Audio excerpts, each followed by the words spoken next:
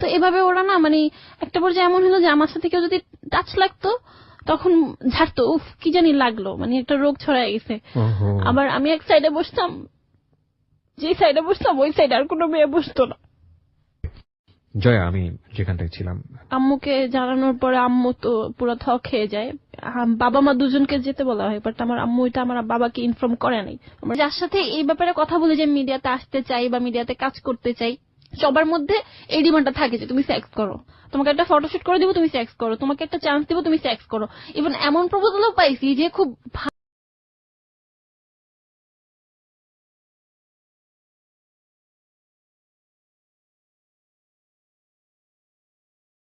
আমার সঙ্গে আজকে জীবনের গল্প বলার জন্য এমন একজন এসছে যার বয়স সদ্য 18 বছর, যদি ভুল না করে থাকি। বয়স কি 18 বছর? জি। এবং ওর নাম হচ্ছে, নামটা একটু বলেন। আমার নাম জয়া। জয়া, আমি তোমাকে তুমি করেই বলি, কারণ তাহলে আমার জন্য বিষয়টা অনেক বেশি ইজি হবে। If you feel free, you can call me also তুমি, অ্যাজ এ ব্রাদার, ওকে, যেটা তুমি বেটার ফিল করো। তো জয়া এখানে আছে এবং জয়ার যে জীবনের গল্প সেটা এখানে উপস্থাপিত হবে। অনুষ্ঠান শুরু হবার আগে আজকে আমি একটা বিষয় আপনাদের সবাইকে একটু নক করব। 18 বছরের এই যে জয়া, সেই জয়া আমাদের বাংলাদেশের পথে প্রান্তরে অনেক জায়গাতে আছে, অনেক সমাজে বিভিন্ন শ্রেণীতে ওদের অবস্থান। আপনারা বয়সটাকে দেখবেন, জয়াকে একটা ক্যারেক্টার হিসেবে দেখবেন, কিন্তু আঙুলটা কখনোই জয়ার দিকে তুলবেন না।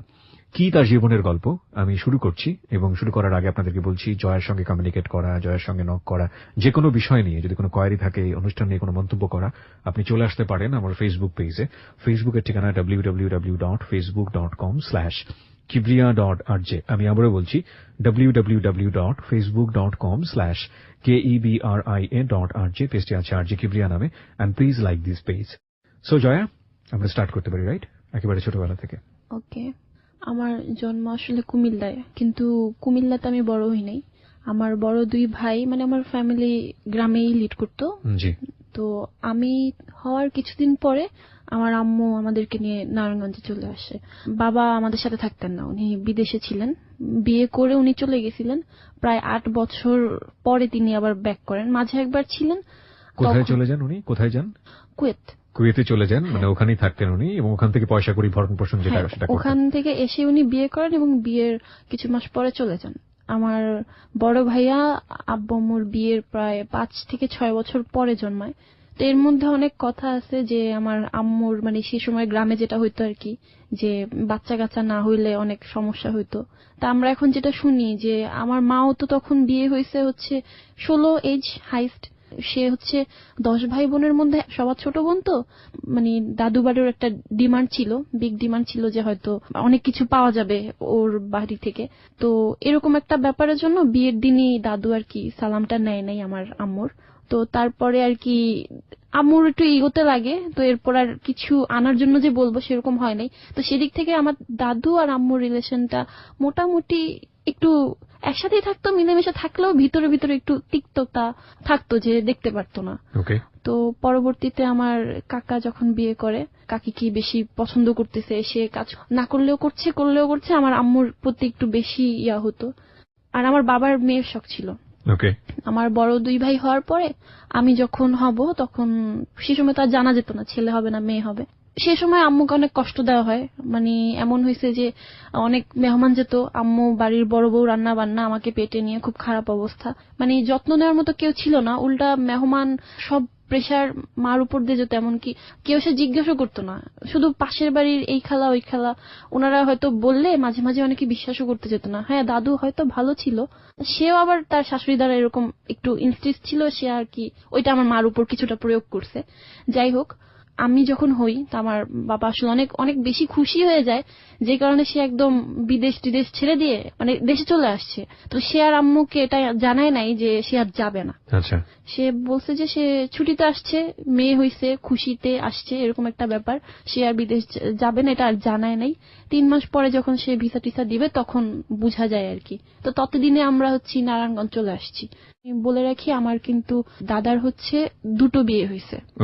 প্রথম বিয়েতে সেই ঘরে হচ্ছে 5 ফুপি, আর তারপর যে আমার দাদু এখন, তারও আগে একটা বিয়ে হয়েছে, সে ঘরে তার একটা মেয়ে আছে, আর আমার বাবারা 3 জন। তো আসলে যত আপনই হোক মানে ফুপিদের একটা অন্যরকম ব্যাপার কাজ করতো।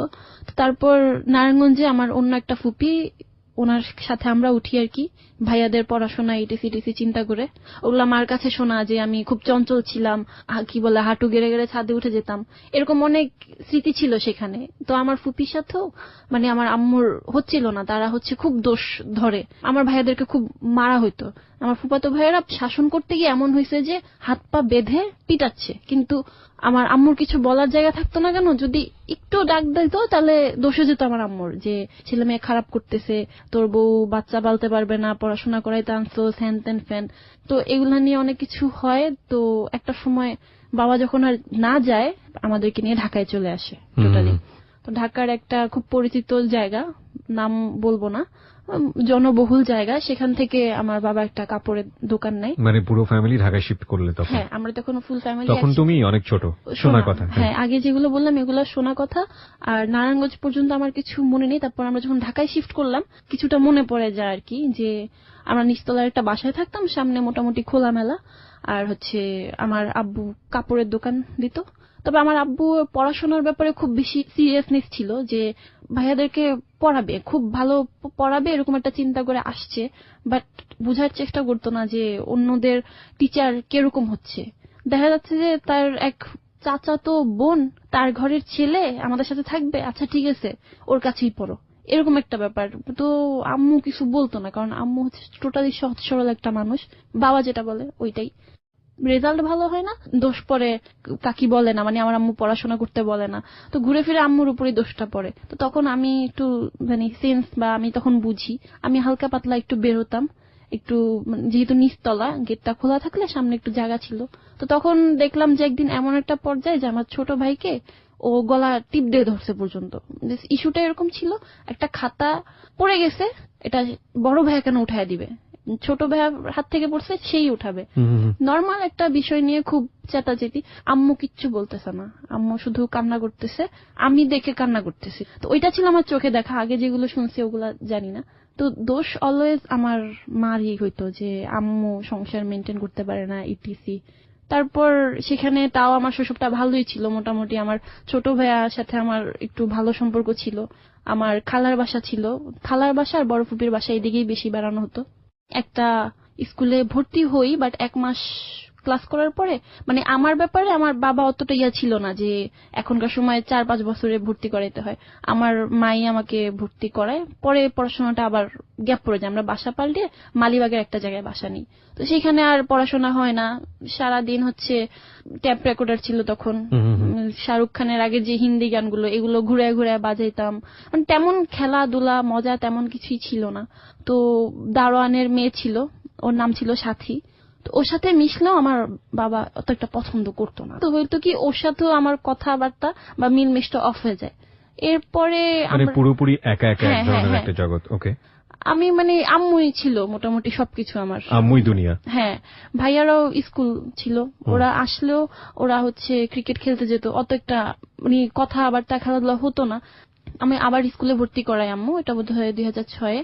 তো আমি স্কুলটার নাম বলতে পারি, প্রতিভা একাডেমি। প্রতিভা একাডেমি, ওকে। হ্যাঁ, ওই স্কুলটাতে আমাকে ভর্তি করায় মালিবাগে।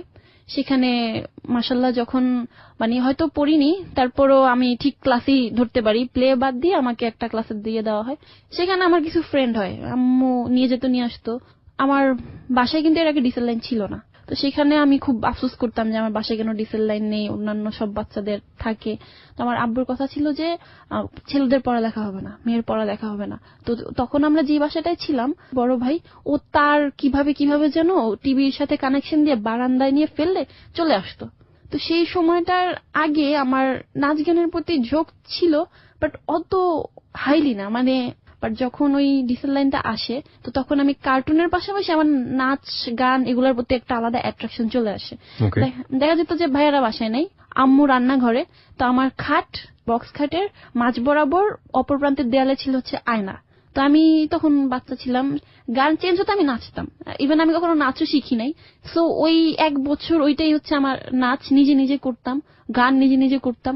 এমন করতে করতে এমন একটা সময় চলে আসলো যে আমি কার্টুন কম, ম্যাচুয়ার যে জিনিসগুলা মানুষের গান শোনা বা বিভিন্ন রোমান্টিক যে মানে যে বয়সটাতে আসলে তোমার ওগুলো দেখার কথা না, তুমি ম্যাচিউর যে জিনিসগুলো সেগুলো দেখছো শুধুমাত্র নাচের কারণে। হ্যাঁ, আমার দেখা গেছে যে আমার কার্টুনের চাইতে আমার গান শুনতে বেশি ভালো লাগতেছে। হিন্দি যেই গানগুলো, ওদের ড্রেস আপ, ওদের কিন্তু 1-2 এর একটা বাচ্চার কিন্তু কার্টুন বেশি ভালো লাগার কথা যেখানে, বাট আমি এগুলাই দেখতাম।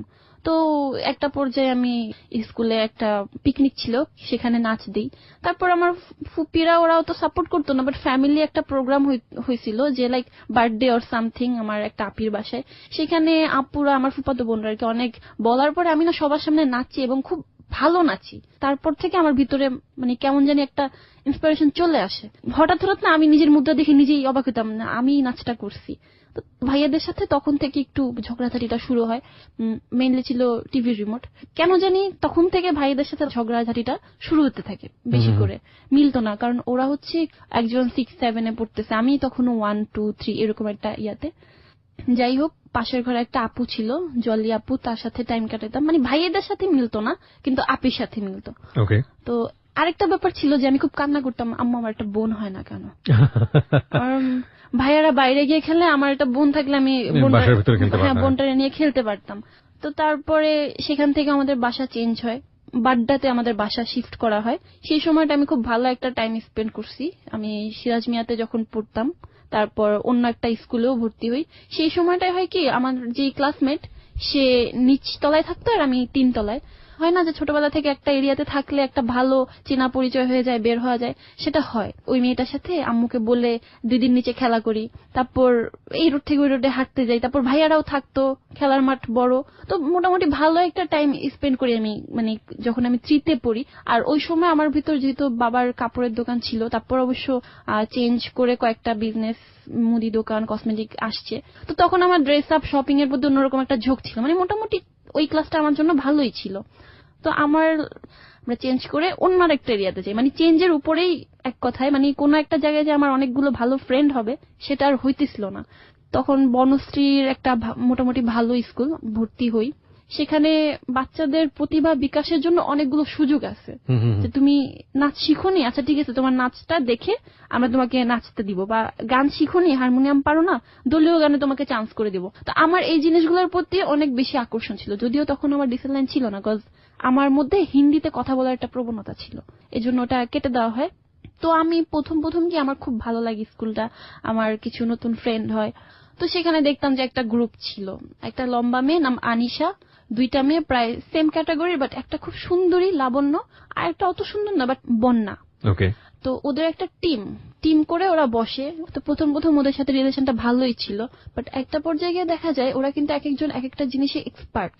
একজন হচ্ছে নাচ শিখতেছে, আর লাবণ্য প্রচন্ড সুন্দর গান গায়, আনিশা হচ্ছে ছোটবেলা থেকে মডেলিং এ। মানে ওরা হচ্ছে 1-2 থেকে একসাথে বড় হচ্ছে।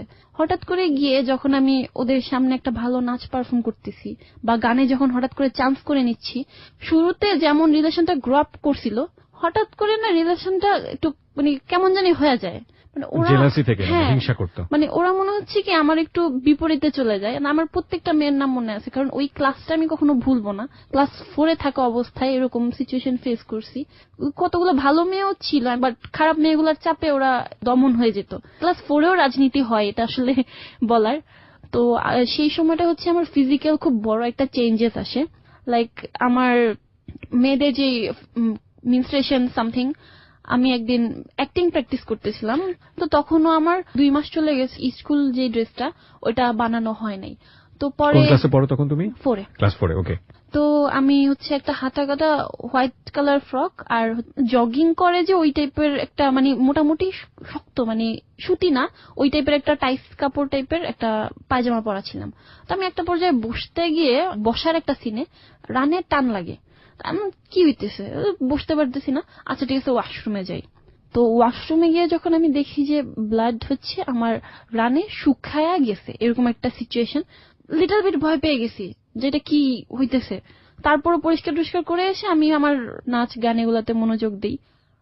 এর মধ্যে আরেকটা জিনিস আমি মিস করে তার আগে গেছি। থেকে তুমি জানতেই না বিষয়টা কি? না না, এর আগে আমি এখানে একটা বিষয় একটু জানতাম ওকে না। থামাচ্ছি প্রিয় শ্রোতা। আমি সেদিন বিটিভিতে একটা অনুষ্ঠান দেখলাম যে মেয়েদের এই পার্টিকুলার এই বিষয়টা নিয়ে সেখানে খুব সুন্দর করে, আমি ঠিক জানি না এটা কোন একটা এনজিও থেকে বোধহয় প্রোগ্রামটা করা হচ্ছে, অ্যাক্সেস টু ইনফরমেশন, সম্ভবত A2I গভর্নমেন্টের যে প্রজেক্টটা আছে সেটার সহযোগিতায়। এত ভালো লেগেছে অনুষ্ঠানটা দেখে। She is really good presenter and the concept of the program is really really awesome. আমি প্রোগ্রামের নামটা মনে করতে পারছি না। মেয়েদের এই পার্টিকুলার সময়টা নিয়ে মেয়েদের ভিতর তো শুরু করেই বাচ্চাদের ভিতরে যেভাবে সচেতনতা তৈরি করা হচ্ছে, বিশেষ করে আমাদের একটা সময় ছিল এই বিষয়গুলো গোপন রাখা, এগুলোকে সোশ্যাল ট্যাবু মনে করা হতো। দিন আসলে পাল্টে গেছে এবং এগুলোকে নিয়ে ডিসকাশন করা উচিত। এগুলোকে নিয়ে বিশেষ করে লজ্জার জায়গা থেকে একটা সমস্যাকে না দেখাটাই বরং ভালো, বরং এই সময়টাতে অনেক বেশি ইজি হয়ে যাওয়া উচিত। এবং এগুলো যে এক ধরনের ট্যাবু করে রাখলে এটাও যে এক ধরনের জীবনে বিপত্তি আনতে পারে, সেটাও ওই প্রোগ্রামটাতে খুব সুন্দর করে বোঝানো হয়েছে। সুতরাং এই পার্টিকুলার টাইমটা, বিশেষ করে পিরিয়ডের টাইমটা, যখন ওই সময়টা আসে তার আগেই মোটামুটি একটু ধারণা দিয়ে দেওয়া উচিত যে এটা একটা খুবই ন্যাচারাল একটা প্রক্রিয়া, এটা সবাই এই প্রক্রিয়ার মধ্য দিয়ে যায়, এই বিষয়টা হয়। তাহলে এই বিষয়গুলো নিয়ে কোনো ধরনের আজে বাজে মিসকনসেপশন, অতি কৌতূহল হওয়া, এই বিষয়গুলো গ্রো করে না। যে জন্যই ওকে আমি জিজ্ঞেস করছিলাম যে তুমি এই বিষয়টা আগে থেকে জানতে কিনা। আর না জানলে ক্লাস 4 এর বাচ্চার কাছে বুঝতেই পারছেন এটা একটা ভয়ের ব্যাপার, শরীর থেকে ব্লাড বের হচ্ছে, এটা তো নিঃসন্দেহে একটা ভয়ের ব্যাপার। বলুন তারপর আমি এর মধ্যে একটা কথা মিস করে গেছি। এর মধ্যে হচ্ছে আমার একজন কাজিন, আমার তো কয়েকজন খালা, তার মধ্যে একজন খালা মানে 4-5 জন ছেলে। তো সে আর কি আমার লাইক কেমন যেন একটা ইঙ্গিত দিয়েছিল যে সে আমাকে পছন্দ করে। এটা কি মানে বয়সে বড় ছিল হ্যাঁ, নাকি তোমার বয়সে? অনেক বড় ছিল। সে হয়তো তখন 23-24 বা 24 হ্যাঁ এরকম এজে। এটা আমি আখি নামে একটা, ওই স্কুলটার কিন্তু হোস্টেল ছিল, তো ও হচ্ছে হোস্টেলে থাকতো। তো ওর কাছে আমি শেয়ার করছিলাম, আমি বলি আমার একটা ভাইয়া এরকম এরকম বলছে। তো আমি আর এটা পাত্তা দিইনি, কারণ ভাইয়াটার সাথে আমার যোগাযোগ হচ্ছে না। ব্লাড আবার চলে গেলাম আর কি ওই কথায়। তো সেকেন্ড টাইম আবার যখন দেখি তখন আর কি আমি কন্ট্রোল করতে পারি না, কান্না টান্না করে দিই স্কুলে। হ্যাঁ, ওয়াশরুমে কান্না টান্না করে ধুয়ে এসে ক্লাসে খিচখিয়ে গেছি। এখন আমি কাকে বলবো সেই পার্সনটা খুঁজতেছিলাম। তো ওদের 3 জন যেটা বললাম গ্যাং করে থাকতো। তো ওদের মধ্যে আনিশা, যে ও কিন্তু একটু লম্বা করে, আমি বলছিলাম যে ছোটবেলা থেকে মডেলিং করে, ওকে কেন জানি আমার ভরসা হইলো। আমি বললাম যে এরকম হচ্ছে, ও টোটাল ব্যাপারটা বুঝতে পারছে। আচ্ছা, ও হয়তো ভাবছে যে আমি বুঝতে পারছি, আমি এখনো জানি না ও আসলে কি ভাবছে। ও লাইক যে ঠিক করে আসবা না, এটা সেটা হ্যান ত্যান এরকম একটা ব্যাপার। বাট ও বুঝতে পারেনি যে তোমার এটা ফার্স্ট টাইম কিনা। হ্যাঁ হ্যাঁ, ও এরকম একটা ইয়া করে একদম পুরো একদম দেখা গেছে ধমকাধমকি শুরু করে দিয়েছে। হ্যাঁ, ম্যাডামকে না জানিয়ে ও আর কি ওর 2 ফ্রেন্ডকে জানিয়ে হাসাহাসি লাইক কিরকম একটা ব্যাপার, এরকম একটা ব্যাপার, কি হইছে প্রভার, মানে একটা যারা বুঝে নাই তারাও ভাবতেছে কি জানি হইছে, এরকম একটা ব্যাপার ছিল। তো একটা পর্যায়ে আম্মু ছুটির সময় আসে, আম্মুকে বলি, তখনও টিচাররা কেউ কিছু জানে না, ওরাই বলতেছে আচ্ছা বাসায় চলে যাও, আম্মু এমনিই বুঝবে। তো আম্মু আমাকে দেখে যে ড্রেসে কিছু হয় নাই, সে আমাকে বাসায় নিয়ে যায় এবং মানে যা করা দরকার সবটা করে। আম্মুর কাছে অস্বাভাবিক ছিল, কারণ ওনাদের সময় হচ্ছে এটা অনেক লেটে হয়, ক্লাস 4 এর একটা বাচ্চার নাকি তার মতে যেটা হওয়া স্বাভাবিক না। তো আমাকে ডক্টর দেখানো হয়, প্রায় 1 মাস আমি স্কুলে যাইনি, অ্যাবসেন্ট ছিলাম।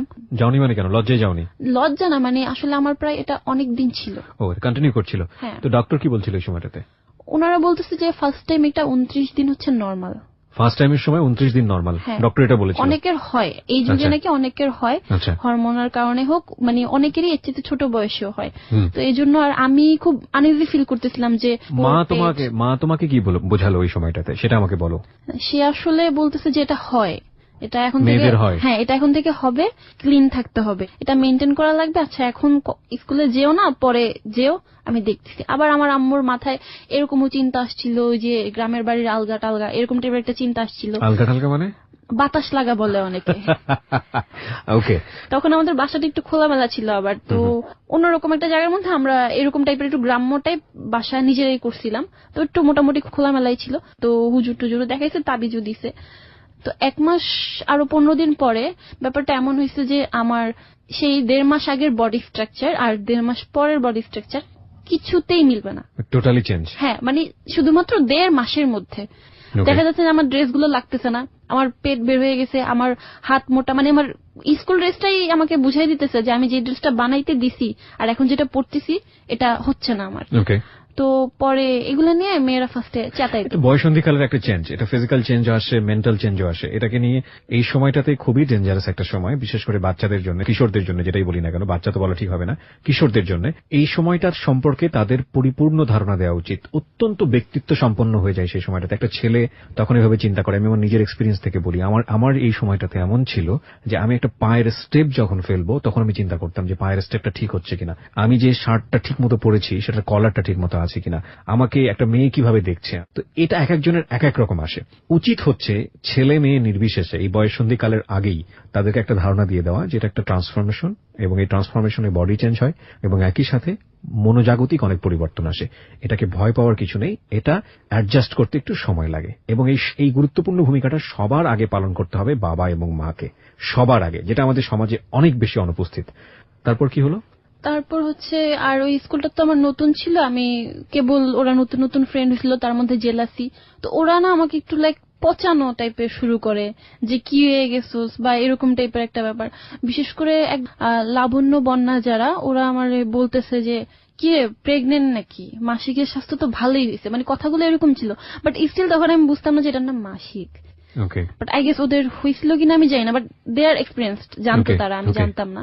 তখন আমার ভাইয়ারা হচ্ছে একজন 8-এ একজন 9-এ। সেই সময়টা হচ্ছে আমার বাসা বলছিলাম যে খোলামেলা, তো আমি কবুতর পুষতাম। যেহেতু আমার টিভিতে ডিশ ছিল না, আমার স্কুল ছুটি হতো 11টা-12টার দিকে, আমি সারাটা দিন কি করবো, আমি কারোর কাছে পড়তামও না, বাসায় পড়াশোনা করতাম। ওই নাচানাচি, ওই রেডিওতে গান কোথায় পাবো, তখন ওইরকমও ছিল না যে সিডি প্লেয়ার বা কম্পিউটারও তখন আমাদের বাসায় আসে নাই। তো ওই রেডিওটাই শুনতাম।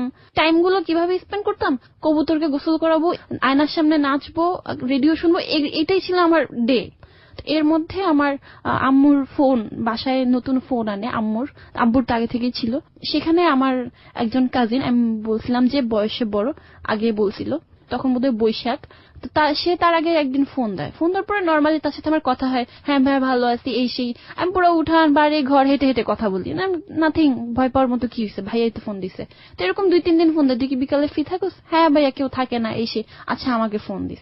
এরকম 2-3 দিন কথা হওয়ার পরে যখন বৈশাখীতে সে আমাদের বাসায় আসে, তো আমার 2 ভাইয়াও ছিল, তো আম্মুও ছিল। তো সে অঙ্ক করাবে সামথিং, তো করাইতে গিয়ে হঠাৎ করে তার বড় ভাইদের নাম লিখতেছে, পাশে প্লাস দিয়ে ভাবিদের নাম লিখতেছে। তো হঠাৎ করে মানে তার নামের পাশে এসে প্লাস দিয়ে জয়া লিখলো।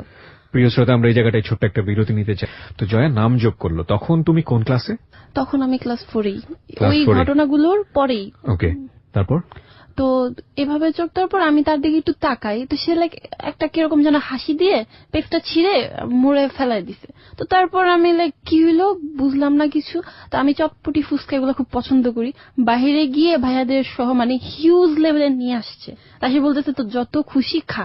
এন্ড আমিও তখন হচ্ছে কেমন জানি ফিল করতেছি যে লাইক কি যেন বলবে, মানে কেমন জানি একটা আভা দিচ্ছে সামথিং। তো পরের দিন হচ্ছে বৈশাখীর পরের দিন ছিল, তো আমি স্কুলে যাব না। তখনও আমার আম্মু কিন্তু নিয়ে দিয়ে আসতো সব সময়।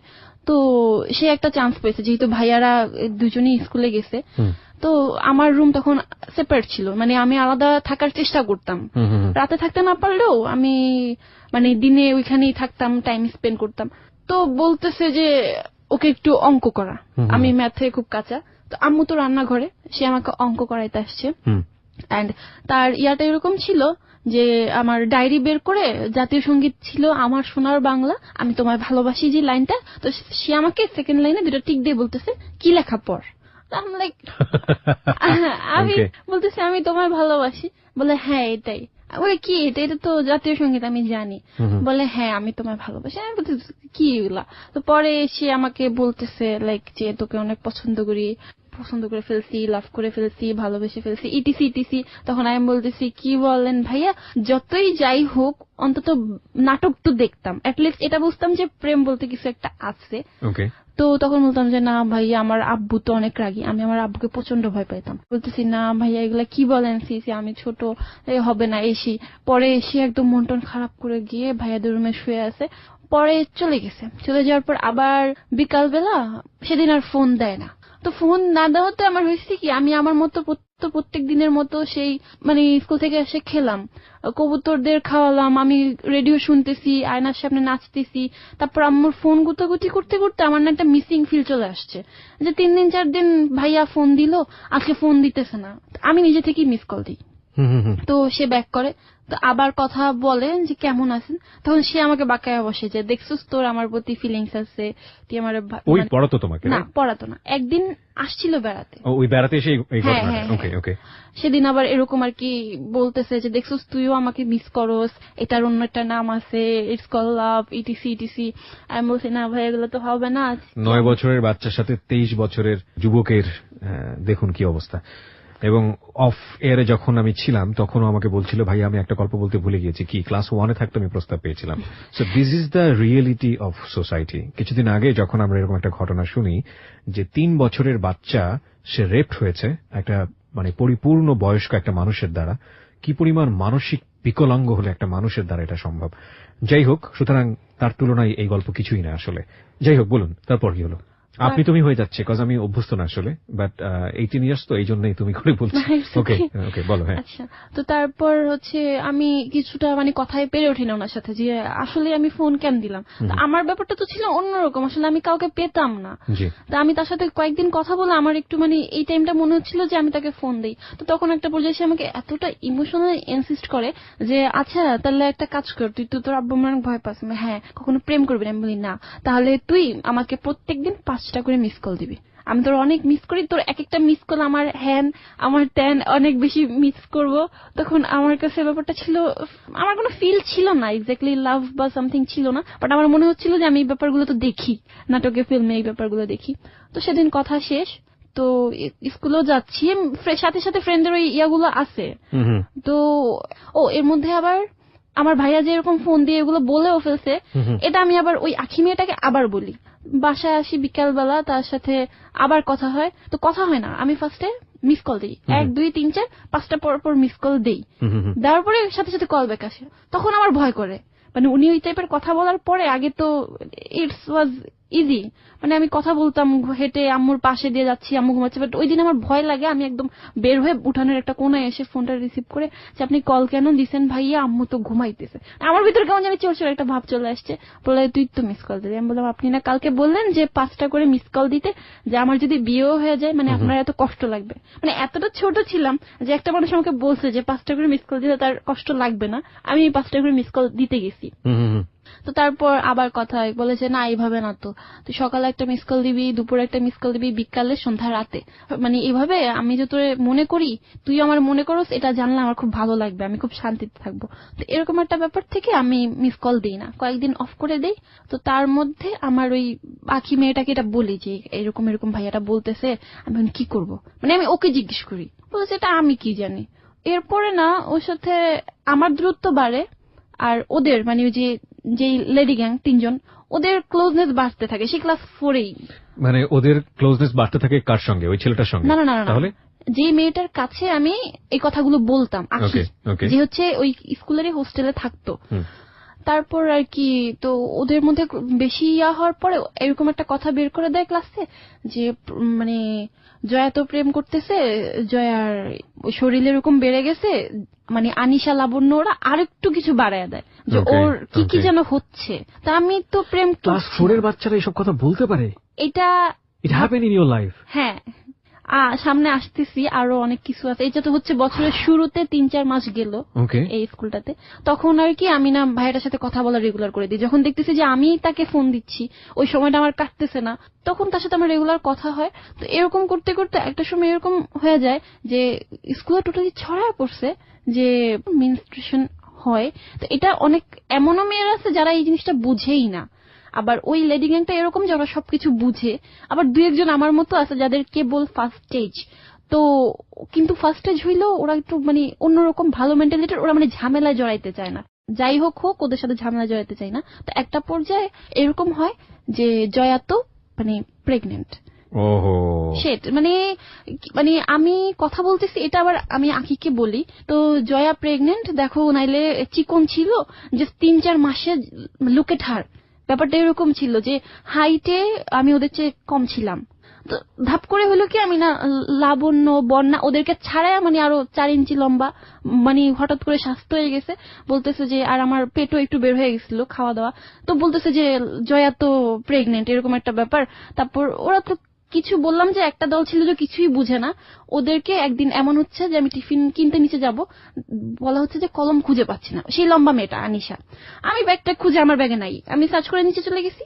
আসার পরে জয়ার ব্যাগে কি থাকে দেখছো, জয়া কত খারাপ খারাপ জিনিস আনে, আমার ব্যাগে জাস্ট পেট ছিল।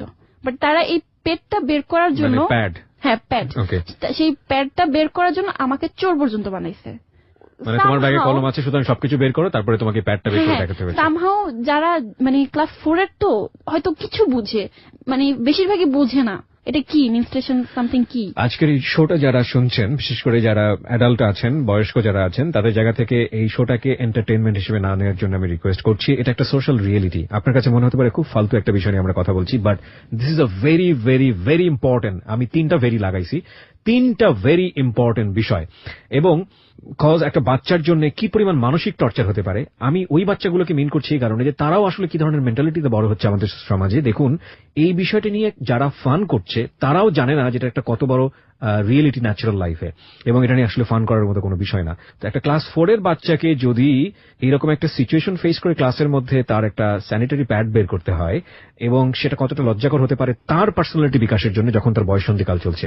1 2 নম্বর যেটা, সেটা হচ্ছে সাধারণত প্রাপ্তবয়স্ক একজন মহিলাও তো এটা লোকসমাজে বের করতে লজ্জা পাবে, ডিসপেন্সারি যেতে কিনতে গিয়ে বলতে পর্যন্ত লজ্জা পায়। তো সেরকম একটা সামাজিকতা এরকম একটা বাচ্চাকে যদি এই সিচুয়েশনটা ফেস করতে হয়, সেটা কতটা ভয়াবহ। এবং আমি খুব অবাক হচ্ছি যে ক্লাস 4 এর বাচ্চাদের মধ্যে এই ধরনের বিষয়গুলো নিয়ে একটা মিসকনসেপশন, এবং একই সাথে তাদের মধ্যে কাউকে পচানো, কাউকে এগুলো নিয়ে বাকবিতণ্ডা করা। প্রপার এডুকেশন যদি ফ্যামিলি থেকে না থাকে এবং স্কুল থেকেও না দেওয়া হয়, তাহলে এটা কতটা পেইনফুল হতে পারে। বলো, তারপর কি হয়েছে? তারপর এরকম বিষয়টা ছড়ানোর পরে তো ওরা তো বেশিরভাগই এগুলা কিছু বুঝতো না। তো কয়েকজন ভাবতো যে হ্যাঁ প্রেগনেন্ট বোধহয়, ওই যে ব্লিডিং হয়, মানে বেবি হলে ব্লিডিং হয় সামথিং এরকম, মানে মিলে ঝিলে কিছু একটা বুঝতেছিল তারা। তো এভাবে ওরা না, মানে একটা পর্যায়ে এমন হলো যে আমার সাথে কেউ যদি টাচ লাগতো তখন ঝাড়তো, উফ কি জানি লাগলো, মানে একটা রোগ ছড়ায় গেছে। আবার আমি এক সাইডে বসতাম, যে সাইডে বসতাম ওই সাইডে আর কোনো মেয়ে বসতো না। কতগুলো ভালো মেয়ে ছিল, বাট ওরা জাস্ট কিছু বলতো না। লাইক আচ্ছা ওরা বসতে না করছে, ওদের চোখের একটা গরম আছে, একসাথে বসে গেছে। আমি একটা সাইডে, টোটালি একটা সাইড, এক সিটের পিছনে বোধহয় 7টা বেঞ্চ, ওই সাইডে কেউ বসতোই না, গাদাগাদি করে বসলো। তার মধ্যে আমার আম্মু আবার আমার চুল কামায় দেয়, মাথা কামায় দেয়, এগুলো নিয়ে মজা নিত। বিকজ আমি হঠাৎ করে লম্বা হয়েছি, হঠাৎ করে অনেকটা ফ্যাটি হয়ে গেছি, মাথা কামানোর পর অতটা মানাইতো না। হয়তো আগে অনেক বেশি সুন্দর ছিলাম, অনেক কিছু নিয়ে তার ওদের চিন্তা ভাবনা ছিল প্রেগনেন্ট একটা সময়। আর তার মধ্যে ওই যে কাজিনটাও ফোন দেয়, আম্মুকে আমি ফার্স্টের দিকে বলতে পারতেছিলাম না যে আম্মু আমাকে এগুলো বলে। পরে আমি কাজিনের সাথে শেয়ার করি, একদম টোটালি শেয়ার করি। আমার কাজিনের সঙ্গে তুমি তোমার এই পিরিয়ডের বিষয়টা নিয়ে শেয়ার করলে? হ্যাঁ, যে হ্যাঁ আমার এরকম একটা হইছে, কবে হইছে, রিলেশন না তার সাথে আমার, কিন্তু এই টাইপের কথাটা আমি শেয়ার করে ফেলি যে এখন এরকম হয়েছিল আমার, এখন ক্লাসে এরকম এরকম বলতেছে। তো আম্মুকে তখনও বলি নাই আমার হইছে 3 মাস হইছে, বা ফ্রেন্ডরা এরকম করে এরকম চায়, তাই তো আমি তার সাথে ব্যাপারটা শেয়ার করতে থাকি। তারপর যাইতে থাকি, আমি আম্মুকে কিছু বলি না। শেয়ার করলাম ওর সঙ্গে। হ্যাঁ, আমি রেগুলার এখন আর তাকে অ্যাভয়েড করি না। আমার কাজিন ফোন দেয়, এটা কোনো রিলেশনশিপ ছিল না, বাট আমি কথা বলতাম তার সাথে। আমি আর কেউ ছিল না আমার আশেপাশে, বাট আম্মুকে বলার সাহসও পাইতেছিলাম না। একটা জিনিস আবারও খেয়াল করুন আপনারা সবাই, এই মেয়েটি যদি তার মার সঙ্গে বিষয়গুলো শেয়ার করার মতো পরিবেশ পেত, কিংবা বাবার সঙ্গে ইভেন শেয়ার করার মতো বন্ধু হিসেবে পেত, 23 বছরের যেই ছেলে, আমি জানি না এখন পর্যন্ত ওর সঙ্গে ওর সম্পর্কটা ভবিষ্যতে কোন দিকে গিয়েছে, বা এই সম্পর্কের সুযোগ নিয়ে ও কোনো মিসইউজ করেছে কিনা ওকে, এই যে বিষয়টা, এটা কি তৈরি হওয়ার কোনো সুযোগ পেত? তোমাকে এই প্রশ্নটা করি, তোমার কি প্রয়োজন হতো ওনার সঙ্গে বিষয়গুলো শেয়ার করার? যদি তোমার মার সঙ্গে তুমি এটা শেয়ার করতে পারতে, কিংবা বাবার সঙ্গে এটা শেয়ার করতে পারতে? আমি বাবার সাথে তো শেয়ার করার কথা আমি এখনো চিন্তা করতে পারি না, বিকজ অফ বাবাকে তুমি ভেবে পেয়েছো বলেই পারো না। বাবাকে ওইভাবে রাশভারী হিসেবে পেয়েছো, শাসনকার হিসেবে পেয়েছো। মার সঙ্গেও যদি তুমি শেয়ার করতে পারতে, তাহলে কি প্রয়োজন হতো? হ্যাঁ, হয়তো বা হইতো না, আমি মার সাথে শেয়ার করছি, বাট এটা আরো পরে অনেক লেটে গিয়ে করছি। এক্স্যাক্টলি। সো এটাই আমি বলতে চাচ্ছি যে বাবা মার উচিত সন্তানের সাথে বন্ধুত্বপূর্ণ সম্পর্ক রাখা, if any kind of complexity যেখানে তারা ডিসিশন নিতে পারছে না বা নেবার আগে, তারা যেন বাবা মাকে স্মরণ করে। এই সম্পর্কটা ছেলে মেয়েদের কাছ থেকে আসবে না, এটা বাবা মাকেই তৈরি করতে হবে। আর তখন আমার এমন কোনো ফ্রেন্ড ছিল না, লাইক কেমন জানি হলো, ফার্স্টে সবাই ফ্রেন্ড মনে হইতেছিল, তারপর হঠাৎ করে সবাই আমার একটা বিপরীত টিম হয়ে গেল কেমন যেন। ওকে। তো পরে আমি আর শেয়ার করতে তুমি হ্যাঁ কোন আমি তখন না মানে একটা দেখা গেছে হাদিসের বই বের করে কোথায় যেন পাইছি যে আল বাড়িও পড়লে ভালো বন্ধু পাওয়া যায়। মানে আমার এত খুব মনে হতো যে আমার একটা বেস্ট ফ্রেন্ড থাকতো ওদের মতো। আমি সারাদিন ওইটা পড়তাম, আল বাড়িও এটা পড়তে থাকতাম যে আমার খুব ভালো একটা ফ্রেন্ড হবে, অনেক ভালো একটা ফ্রেন্ড হবে। তো এরকম যেতে যেতে যখন প্রায় বছরের মাঝামাঝি ক্লাস 4-এ, তখন একটা সময় এরকমই চলতেছে, মানে হয় এরকম হয়, ওরা পচায়, ইভেন মানে ওরা পারলে আমাকে চোর বানায়, পারলে টাকা চুরি করছি, পারলে হ্যান করছি ত্যান করছি, পড়া পারে না, মানে টিচার আসলে সব দোষ ওর, যেভাবে পারে আমাকে বলে মানে এরকম একটা সিচুয়েশন হয়ে যায়। মানে ট্র্যাপে, এক প্রকার ট্র্যাপে আমার ক্লাসের মেয়েরাই আমাকে এক প্রকার চাপের মধ্যে রাখে। তো নেলি নামে মেয়েটা আবার আমার সামনে এসে বলতো, আমি জানি প্রভা তুমি এটা করো নাই, আবার ধমক খেয়েও আবার চুপ হয়ে যেত। মানে কেমন যেন একটা রাজনীতি সেই ক্লাসটার মধ্যেই। একটা পর্যায়ে গিয়ে, এটা বোধহয় ক্লাস 5-এর একটা আপু, সে আবার প্রিন্সিপালের সামথিং কিছু একটা তার কানে যায়, সে আমাকে ডাকায় নিয়ে বলতেছে, জয়া তুমি তো অনেক বড় হয়ে গেছো। আমি বলি, হ্যাঁ আপু কি, মানে আমি বুঝতে পারছি সাথে ওরা আছে, কিছু খারাপই হবে, ভালো না। তো বলতেছে যে তুমি নাকি প্রেগনেন্ট, কথাটা কি সত্যি?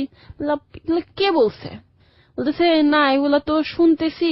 মানে ওদের আসলে সহ্যই হয় নাই আমি যে নাচ না শিখে আমি একটা প্রোগ্রামে চান্স পাইলাম। আমি লাস্ট পর্যন্ত প্রোগ্রামটা করতে পারিনি। আমার ফিজিক্যাল চেঞ্জ, ওদের সাথে আমার মেন্টালিটি চেঞ্জ, ওই প্রোগ্রামটা তো বছরের শুরুর দিকে চলে গেছে, আমি ওটা করতেই পারিনি। তো আমি বললাম যে না আপু এরকম কিছুই না। লাস্টলি এগুলা নিয়ে এমন একটা পর্যায়ে চলে যায় যে আমি ক্লাস 4-এই আখি যে মেয়েটা, ওর সাথে মিশির সাথে অনু নামে আরেকটা মেয়ে ছিল। মানে অনু মেয়েটা আমাদের ইয়াতে দেরিতে ভর্তি হয়, শুরুর অনেক কিছু পায় নাই। তো তখন ওর সাথে একটু কথা হয়, প্রমের সাথে একটু কথা হয়। বাট আমরা এই কয়জন না একটা সময় এমন হইলো যে সবচেয়ে বেশি আখি এক্সপার্ট ছিল। সেই বয়সটাতে আমি মানে মানে চেঞ্জেস এর পরেই বুঝে যাই যে আসলে সেক্সটা কি, বুঝে যাও তুমি সময় তখন। মানে এই ব্যাপার ওদের সাথে কথা হওয়ার পরে তুমি যে বুঝে গেলা, এটা এই ফিলটা তোমার ফার্স্ট ফিলটা কি ছিল? মানে অ্যাবাউট তুমি যেটা বললা যে সেক্স সম্পর্কে তোমার বুঝে যাওয়া, না আমি it was negative feel or it was মানে too curious about this subject, যে এটা আসলে কি ছিল ফিলটা? না অ্যাকচুয়ালি অনেস্টলি যদি বলি, আমি এই সিচুয়েশনটা আমি লাইফ একবার ফেস করছি ক্লাস 3-তে থাকা অবস্থায়। Are you sure? হ্যাঁ, এটা সিচুয়েশন ফেস করছো আর এটা তোমার লাইফে হয়েছে? না না না না, আমি সিচুয়েশন ফেস করছি, আমি এরকম জিনিসটা আমি দেখছি লাইফ। ব্যাপারটা হচ্ছে আমি ছোট ছিলাম, আমার ভাই ভাবির সাথে আমি ঘুমাইছিলাম। ওকে বলো। হ্যাঁ, সেই সিচুয়েশন আর কি, মানে হয়তো বা তাদের নিউ কাপল ছিল এন্ড তাদের মধ্যে কোন একটা বিষয়ে ঝগড়ার ব্যাপারে ভাবি আমাকে তুমি তো ওই জিনিসটা সম্পর্কে আমি ঘুমিয়েছিলাম, আমি তখন বুঝি নাই। তো আমাকে একবার ভাবি সাইডে আনতেছে, মাঝখানে আনতেছে, ভাইয়া সাইড করে রাখতেছে। আমি তো তখন 3-তে পড়ি, মানে 4-এ ওঠার আগে। আমি তখন একবার মানে আদো ঘুম আদো ইয়াতে আমি ব্যাপারটা একবার আমার সামনে হইছে। তো তারপর আমার মাথায় ভাবে ক্যাচ করে নাই যে কি গেল বা কি হলো। তুমি যখন ক্লাস 4-এ এটা আইডিয়াটা পেলা, সো তোমার এটা সম্পর্কে কি আইডিয়া ছিল? ইট ওয়াজ ব্যাড অথবা তুমি খুব কিউরিয়াস? এটা আমার কিউরিয়াসিটি মনে হইছে যে আসলে এটা কি, বা এটা মানে কেন এরকম টাইপের একটা ব্যাপার আসছিল। বাট এটার প্রতি খারাপ ধারণা ছিল, যেটা খারাপ। এটা খারাপ ধারণা ছিল? এটা কি ক্লাস 4-এর আগে না ক্লাস 4-এ জানার পরে? ক্লাস 4-এ জানার পরে মনে হচ্ছে যে এটা খারাপ। ওকে। তো তখন ম্যাক্সিমাম বাচ্চারাই আমাদের সোসাইটিতে এই এরকম একটা মিসকনসেপশন নিয়ে বড় হয়, এবং ওরা এবং স্বাভাবিকভাবেই ওরা বিপদগামী সম্পর্কের দিকে যায়। ইনফ্যাক্ট ওর ক্ষেত্রে কি হয়েছে আপনারা সামনের দিকে গেলেই বুঝতে পারবেন। বলো তারপর। তো তখন আর কি মোটামুটি এরকম ক্লাস 4-এ আমি মোটামুটি বুঝে যাই যে সেক্স জিনিসটা কি। এর মধ্যে আরেকটা স্টোরি আছে, মানে এতগুলা আমি আসলে মানে কি বলবো। ঠিক আছে, তোমার যেভাবে মনে পড়ে বলো। হ্যাঁ, মানে একদিকে কিন্তু আমার স্কুলের এই ব্যাপারগুলো চলতেছে, এভাবে একদিন জিজ্ঞেস করলো, তো এইটা আমি আবার আমার কাজিনের সাথে শেয়ার করি। তো তার মধ্যে আমার আবার এক ফুফাতো বোনের হাজবেন্ড, সে আমার লাইক অন্যরকম, মানে আগে তো দুলা ভাই একটু মজা করতো, একদিন সে আমাকে ডিরেক্ট মানে কন্ডম দেখায় বসে। এটা চিনো, এটা কি? লাইক আমি দেখছি, আমি গ্রামে গিয়ে না গ্রামের ছেলেমেয়েরা তো ধুয়ে বেলুন ফুলাইতো, তো আমি সেইভাবে জানতাম না যে এটা কন্ডম। তো পরে সে আমাকে, আমি ক্লাস 4-এ টোটালি তার হাতে আর কি, তার ফোনে সে আমাকে টোটালি নুড, মানে সব জিনিসগুলা একটা খন্ড সময়ের মধ্যেই হইতেছে, মানে পর্ন ভিডিও আমাকে দেখায় সেখানে। ভিডিও তোমাকে দেখায়? হ্যাঁ। এবং এটা কি সবার সামনে এরকম করে নাকি আলাদা করে? না, সে জাস্ট মানে সবাই হয়তো খাওয়া দাওয়া করে কেউ শুইছে, কেউ বাইরে হাঁটতেছে বা বেড়াইতে আসছে, কেউ যে যে যার যার মতো, সে আমার হাতে ধরে রাখছে, আমার এটা দেখতে হবে, আমার এটা দেখতে হবে, এবং সে ভিডিওটা ছাড়ছে। আমি দেখবো না, বাট তারপর আমার চোখ পড়ছে, বাট আমি মানে সবগুলো বিষয় এমন একটা সময় হচ্ছিল যে আমার কাছে ব্যাপারগুলো কেমন জানি খুব মানে ক্লিয়ার হয়ে গেছে যে সেক্সটা কি, একটা ছেলে মেয়ের মধ্যে হয়তো এরকম কিছু হয়। সবগুলোই ওর জন্য একটা ইমপ্রপার এডুকেশন আমি বলি। খুবই গুরুত্বপূর্ণ বিষয় আমাদের মানব জীবনে এই বিষয়গুলো, কিন্তু ও সবগুলোই একটা ভুল শিক্ষা নিয়ে বড় হচ্ছে। এটা শুধুমাত্র একজন জয়ার জীবনের গল্প না, এটা ছেলে মেয়ে নির্বিশেষে আমাদের সোসাইটিতে যেটা হয় তাদের জীবনের গল্প, এবং এই জন্যই এই সামাজিক অনাচারগুলো, অকারেন্সগুলো খুব বেশি ঘটে। ওকে, তারপর এবং আপনারা বিলিভ করবেন না, ও যতবার বলছে বিষয়গুলো, আমি জানি না কারা কিভাবে আজকের এই অনুষ্ঠানটা শুনছেন, কতটা এন্টারটেনমেন্টের দিক থেকে নিচ্ছেন, ওর চোখ দিয়ে অনবরত পানি পড়ছে। যারা এই বিষয়টাকে জীবনে ফেস করেছেন তারাই শুধু জানবেন যে এটা কত ভয়াবহ রকমের একটা ফিলিংস দেয় একটা বাচ্চার মনে, একটা শিশুর মনে, যারা আমরা বুঝে না বুঝে এরকম অন্যায় অত্যাচার তাদের উপরে করি। বলো তুমি। হ্যাঁ, তারপর সে আর কি সবগুলো সিচুয়েশন প্রায় সেই মানে ক্লাস 4টা আমার জন্য খুব খারাপ ছিল, একই সময়ে হইতেছে। তো একটা পর্যায়ে গিয়ে মানে সেই দুলাভাই যে লাইফে ফার্স্ট টাইম সে লাইক ট্রাই করে যে আমার বডির কোন একটা পার্টে হাত দেওয়ার বা কিছু একটা করার, টোটালি করতে না পারলেও মানে সে হচ্ছে এই বিষয়টার পেছনে লেগেছিল। তো আমি না এই জিনিসটা খুব বোকা ছিলাম, কার আম্মুকে বলতে পারিনি। আমি এই জিনিসটাও আমার কাজিনের সাথে শেয়ার করি যে আমার দুলাভাই আমাকে এরকম কিছু একটা দেখাইছে, তারপর এরকম কিছু একটা বলতেছে, তখন এগুলো তাকেই বলতাম। একটা সময় যখন প্রায় শেষের দিকে ওরা মানে আমাকে বোধহয় সহ্য করতে পারতেছে না, ক্লাসের মেয়েরা, প্রায় বোধহয় সেপ্টেম্বর অক্টোবর বা শেষের দিকের টাইমটা, আমাদের একজন মানে ইনচার্জ থাকে হেড স্যারের নিচে, না ম্যাম, আমার নামটা এখনো মনে আছে, তার কাছে বিচার দেওয়ার আগে ক্লাসের প্রত্যেকটা ম্যামের কাছে এই কাহিনীগুলো বলে, এবং আমি দাঁড়ায় জাস্ট কান্না করি যে ও অনেকগুলা প্রেম করে, এরকম হয়েছে, ও প্রেগনেন্ট, ও পেড আনে, ও চুরি করে, আবার এরকম বলা হয়েছে আমি নাকি সবাইকে চেক করি যে আমি পেড আনছি, দেখছো তোমাদের ব্যাগ চেক করি, এগুলো সব আমার পিছনে তৈরি করা হয়েছে। তো কয়েকটা ম্যাডাম আমাকে ঝাড়ছে, এগুলো বলছে, আমি বললে বিশ্বাস করে না। আবার কয়েকটা ম্যাডাম অনেক রাগী, বাট সে হচ্ছে কি ক্লাস 4-এর মেয়েদের মুখে এই কথাগুলো শুনে সে হাসতেছে, সে কি করবে সে বুঝতেছে না। একটা পর্যায়ে রয়না ম্যামের কাছে এই কথাটা দেওয়া হয়, সে আমার আম্মুকে ডাকতে বলে, তখন আমি আম্মুকে গিয়ে সবকিছু বলে দিই যে আম্মু এতদিন তো এরকম এরকম হয়েছে, এখন ম্যাডাম তোমার ডাকতেছে স্কুলে। Very unfortunate, very very unfortunate. আমরা একটা বিরতি নেব প্রিয় শ্রোতা। ভেরি সেন্সিটিভ বিষয়, এবং আমার কেন জানি মনে হচ্ছে যে হ্যালো 8920 ইতিহাসে আমি কখনো এই ধরনের স্টোরি ফেস করিনি। I faced lot of thing about sexual life in Hello 8920, এবং আমি ডেয়ারলি বলতে পারি Hello 8920 আজ এ রেডিও প্রোগ্রাম হিসেবে যেই ধরনের সোশ্যাল ইস্যু নিয়ে আপনাদের সামনে হাজির হয়েছে, অন্য কোনো মিডিয়া বা অন্য কোনো মিডিয়া মাধ্যম আমি বলবো এত সিরিয়াস কোনো বিষয় নিয়ে আপনাদের সামনে হাজির হয়েছে কিনা আমার জানা নেই, আমার জ্ঞানত।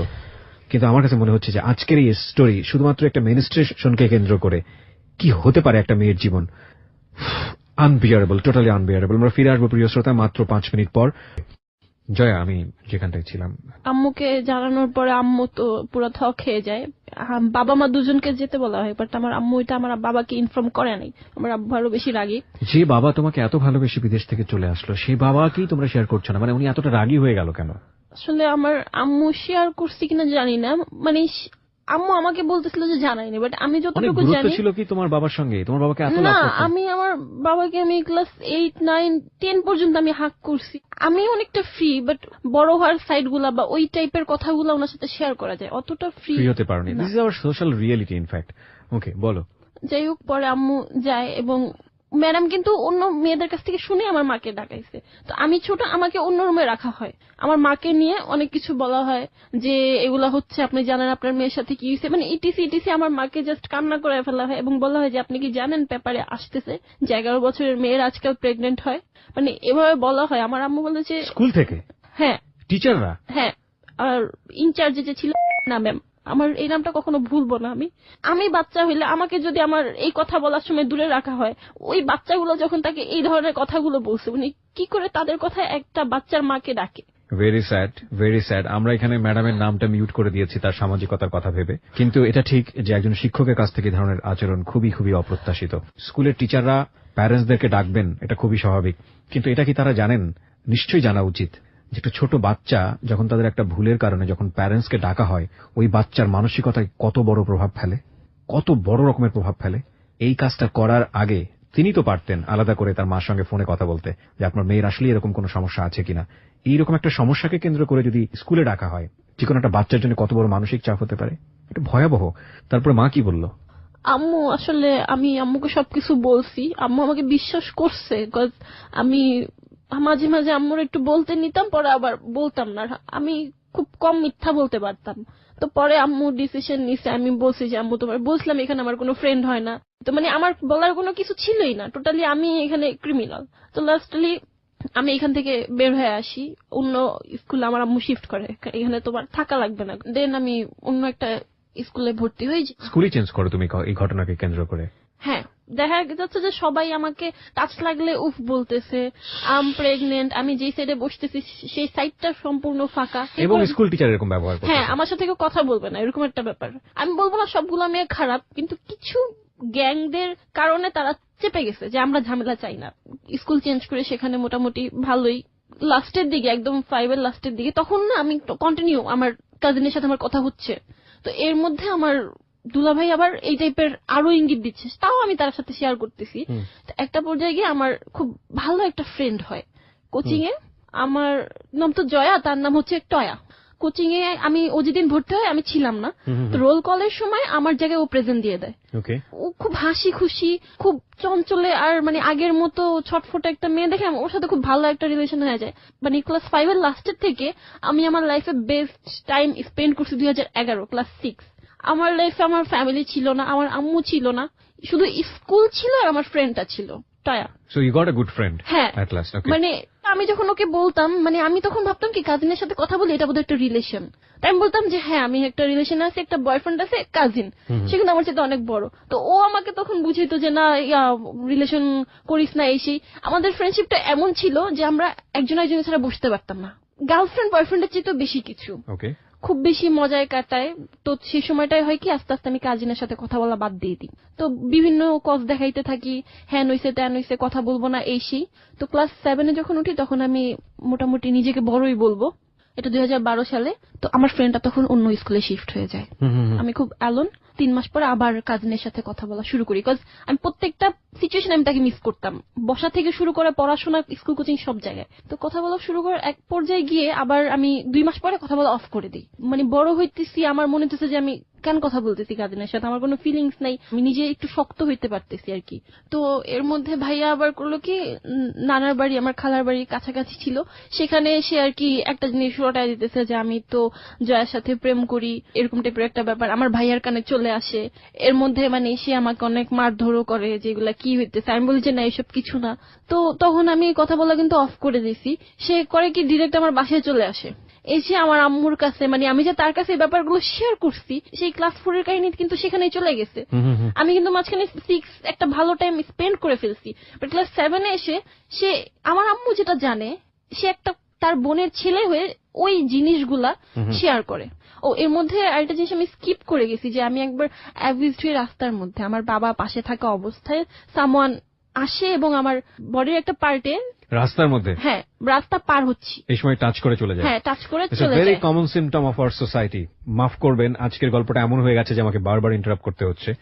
এটা শুধু ও যেটা বললো তা না, আপনি যদি একটা সার্ভে করেন, মেয়েরা যদি অনেস্টলি তাদের নাম গোপন করে যদি সার্ভেতে যদি পার্টিসিপেট করে, আপনি 99% কেস দেখবেন কোনো না কোনো ভাবে এরকম ভিকটিম হয়। কোথায় কোথায় আমি আপনাকে বলি, একটা হয় আন্ডারপাস পার হওয়ার সময়, যখন অনেক বেশি লোকজন থাকে, আরেকটা হয় কোন ধরনের গেদারিং যখন হয়, ছেলে মেয়েরা যখন একসাথে হয় ওই সময়টাতে। এমনি পত্রপত্রিকায় অনেক বেশি নিউজ আমরা দেখি এগুলোর উপরে, ছবিও চলে আসে ইনফ্যাক্ট। আরেকটা হয় পাবলিক বাসে, এবং আরেকটা হয় হঠাৎ করে রিক্সা পার হচ্ছে, হঠাৎ করে একটা ছেলে হেঁটে যাচ্ছে, তখন ধাম করে হাত দিয়ে দেয়।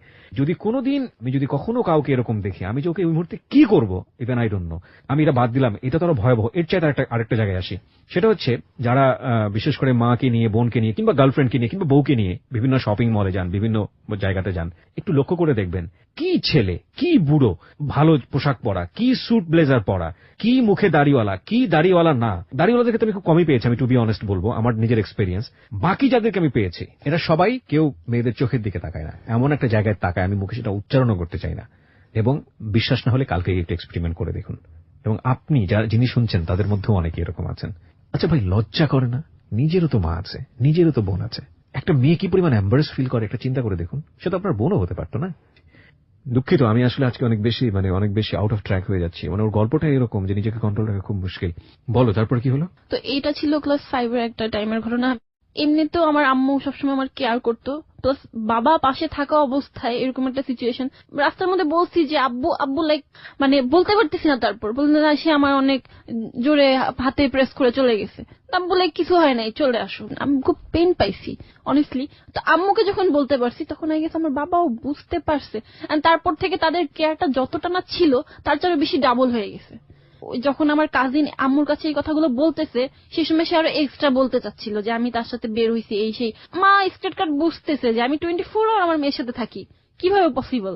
হ্যাঁ, তবে যে জিনিসগুলো আমার মা জানে সেই জিনিসগুলো যে আমার কাজিনও জানে, এটা শুনে আমার মা একটু অন্যরকম ফিল করারই কথা, কারণ এগুলো ও জানবে কিভাবে, বয়সের তো পার্থক্য। হ্যাঁ, নর্মাল কথা না।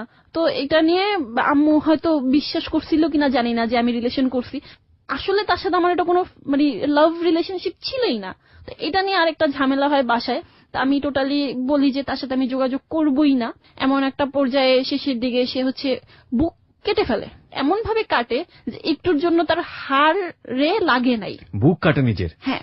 ওকে। এবং এটা ফলস ছিল না, এটা আমি দেখছি। তারপরে না আমি আবার ইমোশনাল হয়ে কথা বলা শুরু করি। সে তখন টয়াও আমার সাথে নেই। ওকে। যখন আমি অফ করে দিছিলাম তখন আমার আরেকটা মানে এমনিতেই ক্লাসমেট আমাকে না পেয়ে আমার আম্মুর ফোন থেকে ওর নাম্বার নিয়ে ফোন দেয়। তো তখন তো ক্লাস 7 এর একটা মেয়েকে কেউই পার্সোনাল ফোন দেয় না। তো ওর মা ধরার পরে বলে যে ও কোথায়, মানে আমার ফ্রেন্ডের নামটা আমি বলবো না, ওকে জিজ্ঞেস করে যে ও কোথায়, কেন বাবা, আমি ওর ফ্রেন্ড। ওর মা ভুলে যায়, আবার ফোন দেয়। তো একটা সময় ওর মাও সন্দেহ করে যে কি হইলো, আমার জন্য আমার ফ্রেন্ডটাও খায় বেদম মার। তো লাস্টলি আমি কথা বলা শুরু করি আবার। এবার আমি মুখ দিয়ে বলি যে আচ্ছা ঠিক আছে, লাভ ইউ। কাজিনকে? হ্যাঁ। It was love or just? না না, এটা লাভ ছিলই না। সে হচ্ছে যে আমাকে ছাড়বেই না, সে আমার মাকে বিচার দিতেছে, তার কারণে আমার ফ্রেন্ড মার খাচ্ছে, মানে থামানোর জন্য সামহাও তুমি? হ্যাঁ হ্যাঁ, আমি বলে আচ্ছা ঠিক আছে, লাভ ইউ। তো তখন আমার ফ্রেন্ডকেও সরি বলতেছে, ফ্রেন্ডকে বলে যে আমি জুতা কিনে রাখি, জুতা দিয়ে মায়েরও ইটিসি ইটিসি। পরে আমার ফ্রেন্ডের কাজিন ওকে বুদ্ধি দেয় যে মোবাইল ফোন নে। তো তারপর লাস্টে যেটা হয় যে সে 2টা মোবাইল নিয়ে আসে, এবং আমার যে ফ্রেন্ড ও গিয়ে কালেক্ট করে আমাকে একটা দেয়, ও নিজে একটা রাখে। তো যেদিন ফোনটা নেই পরদিনই আমার কাছে ধরা খাই। হাও, মানে আমার যে ফ্রেন্ড ও ওর বাসায় বসে শুধু শুধু এমনি কল দিছে। ওই রুমে ঢুকতে গিয়ে দেখি দাদু, মাঝখানে ফোনটা বের করছি আর আমার আম্মু চলে আসছে। আমি যদি ফোনে কথা বলতে বলতে ভিতরে চলেও যেতাম, আম্মু বুঝতো না যে ফোনটা কার, বাট আমি বোকার মতো মানে এত বেশি ভয় পাইছি। তো আম্মু রাগ করে বলে যে এটা দিয়ে আসবে। আমি মিথ্যা বলি যে এটা আমার ফোন না, আম্মু একটা ফ্রেন্ডের ফোন আনছি রেডিও শোনার জন্য, আমার রেডিওর প্রতি একটা ঝোঁক ছিল। পরের দিন এই মোবাইল নিয়ে যাই স্কুলে। তো আমার ফ্রেন্ড ওর বয়ফ্রেন্ডের সাথে চ্যাটিং করতেছিল। তো এটা ক্লাস 10 এর 2টা আপু দেখছে। তখন আমাদের স্কুল হচ্ছে একটা ম্যাডাম ছিল, মানে ফোন নিলে একটা ঝামেলা। তো বলছে এই মোবাইল নিয়ে আসছো তোমরা, বাথরুমে ঢুকো। তো ও ছাড়ে না, আমাদের সাথে তো মোবাইল নাই। আমরা টাস্কি 5 দিয়ে আনছি, আমাদের ব্যাগে ফোন। ওদের চোখে না আমাদের ফেসটা নজরে লেগে যায়। তো সেদিন আমরা 3rd বেঞ্চে বসেছিলাম, আমরা ক্লাসে যাই, ম্যাম আসে, আমার ফোনটা কিন্তু তখন বুকে ছিল। জিজ্ঞেস আমরা ফার্স্টে বলি যে না নেই, কিন্তু ও রীতিমতো কাঁপতেছে, মানে ওকে দেখে বোঝা যাচ্ছিল যে ওর কাছে আছে। তো একটা পর্যায়ে গিয়ে ম্যাডাম আমাদেরকে খুব সফটলি বলা শুরু করে যে ভুল করলে দিয়ে দাও, এই সেই দিয়ে দিব, হ্যান ত্যান। তো আমি ভাবতাম যে আচ্ছা ভুল করে তো আজকে একদিনই আনছি, দিয়ে দিই। বাট তারপর আমি বের করে ম্যাডামকে দিয়ে দিই, সাথে সাথে ম্যাডামের মুড, কথাবার্তা সব চেঞ্জ। সে বাবাকে ডাকবে, মাকে ডাকবে। এখন আমি আম্মুকে এসে বলছি যে আম্মু এরকম এরকম ফোনটা তুমি দিতে বলছো, ধরা খাইছি, বাবা মা দুজনকে যেতে বলছে। পরের দিন আমার আব্বু বা আম্মু কেউ আনতে যায়নি। এতটা রাগ করছে আমার উপরে, মানে আম্মু টোটালি আব্বুকে বলেই নাই, আর আম্মু নিতে আসে নাই কেন, আমি কেন ফোন আনলাম। তো ব্যাপারটা কি হলো, ওদের দুজনের প্যারেন্টস আসছে, বাট আমার প্যারেন্টস না আসাতে আমি চিহ্নিত হলাম যে আমি লিডার।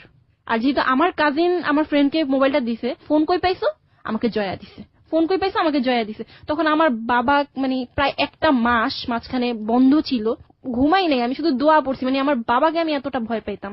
তারপর যাই হোক বন্ধের পরে আমার বাবা যায়, রিলেশনটা এখানে আব্বুর সাথে ফার্স্ট খারাপ হয়, স্টার্ট হয়।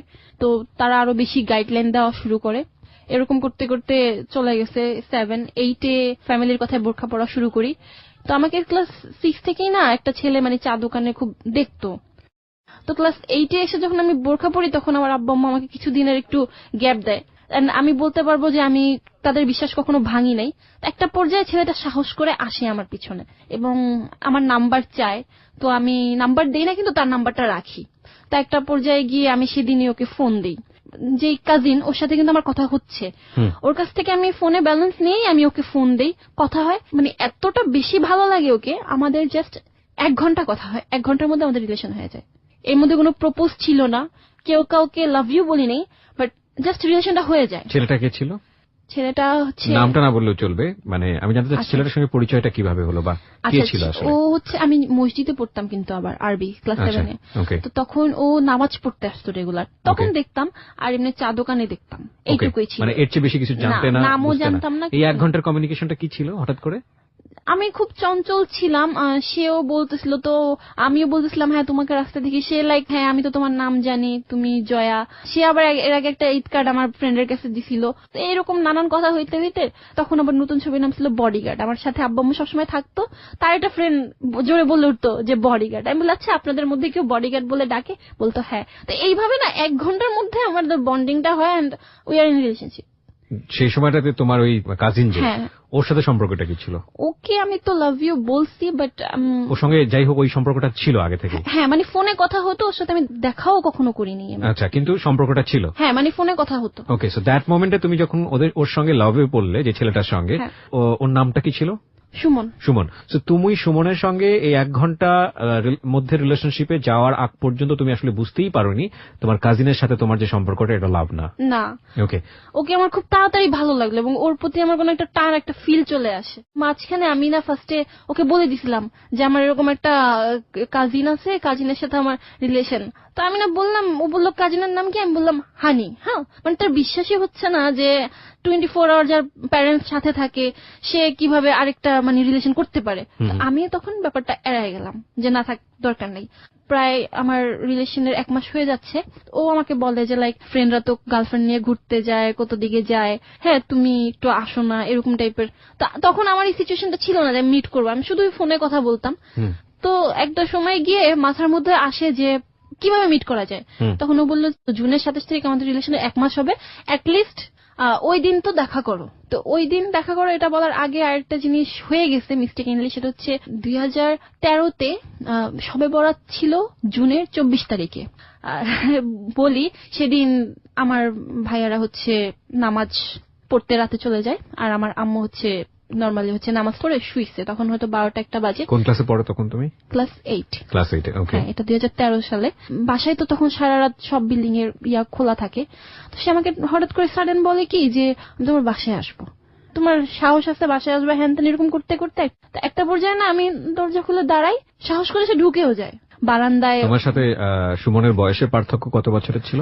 ও তখন হচ্ছে honours second year. Honours second ইয়ারের পরে তুমি ক্লাস 8-এ? হ্যাঁ। Okay, huge gap. সেদিন ফার্স্ট লাইক আমি বুঝি যে kiss and lip kiss something. আর তার আগে অবশ্য আমরা বারান্দায় চেকও করে নি, বারান্দায় একটা ডোর সামথিং ছিল যে ওইটার তালা টুলা মারা, তো ওইটা কোনোভাবে খোলা যায়, ও পিন দিয়ে খুলতে পারে। তো তারপর হচ্ছে ও দড়ি কাটে, মানে যদি এদিক দিয়ে যেতে না পারে দড়ি কাটে। তো দড়ি কাটে ঠিকই, কিন্তু আমার আম্মু না টের পায় না, সে আসে 5 মিনিটের মধ্যে আবার চলেও যায়।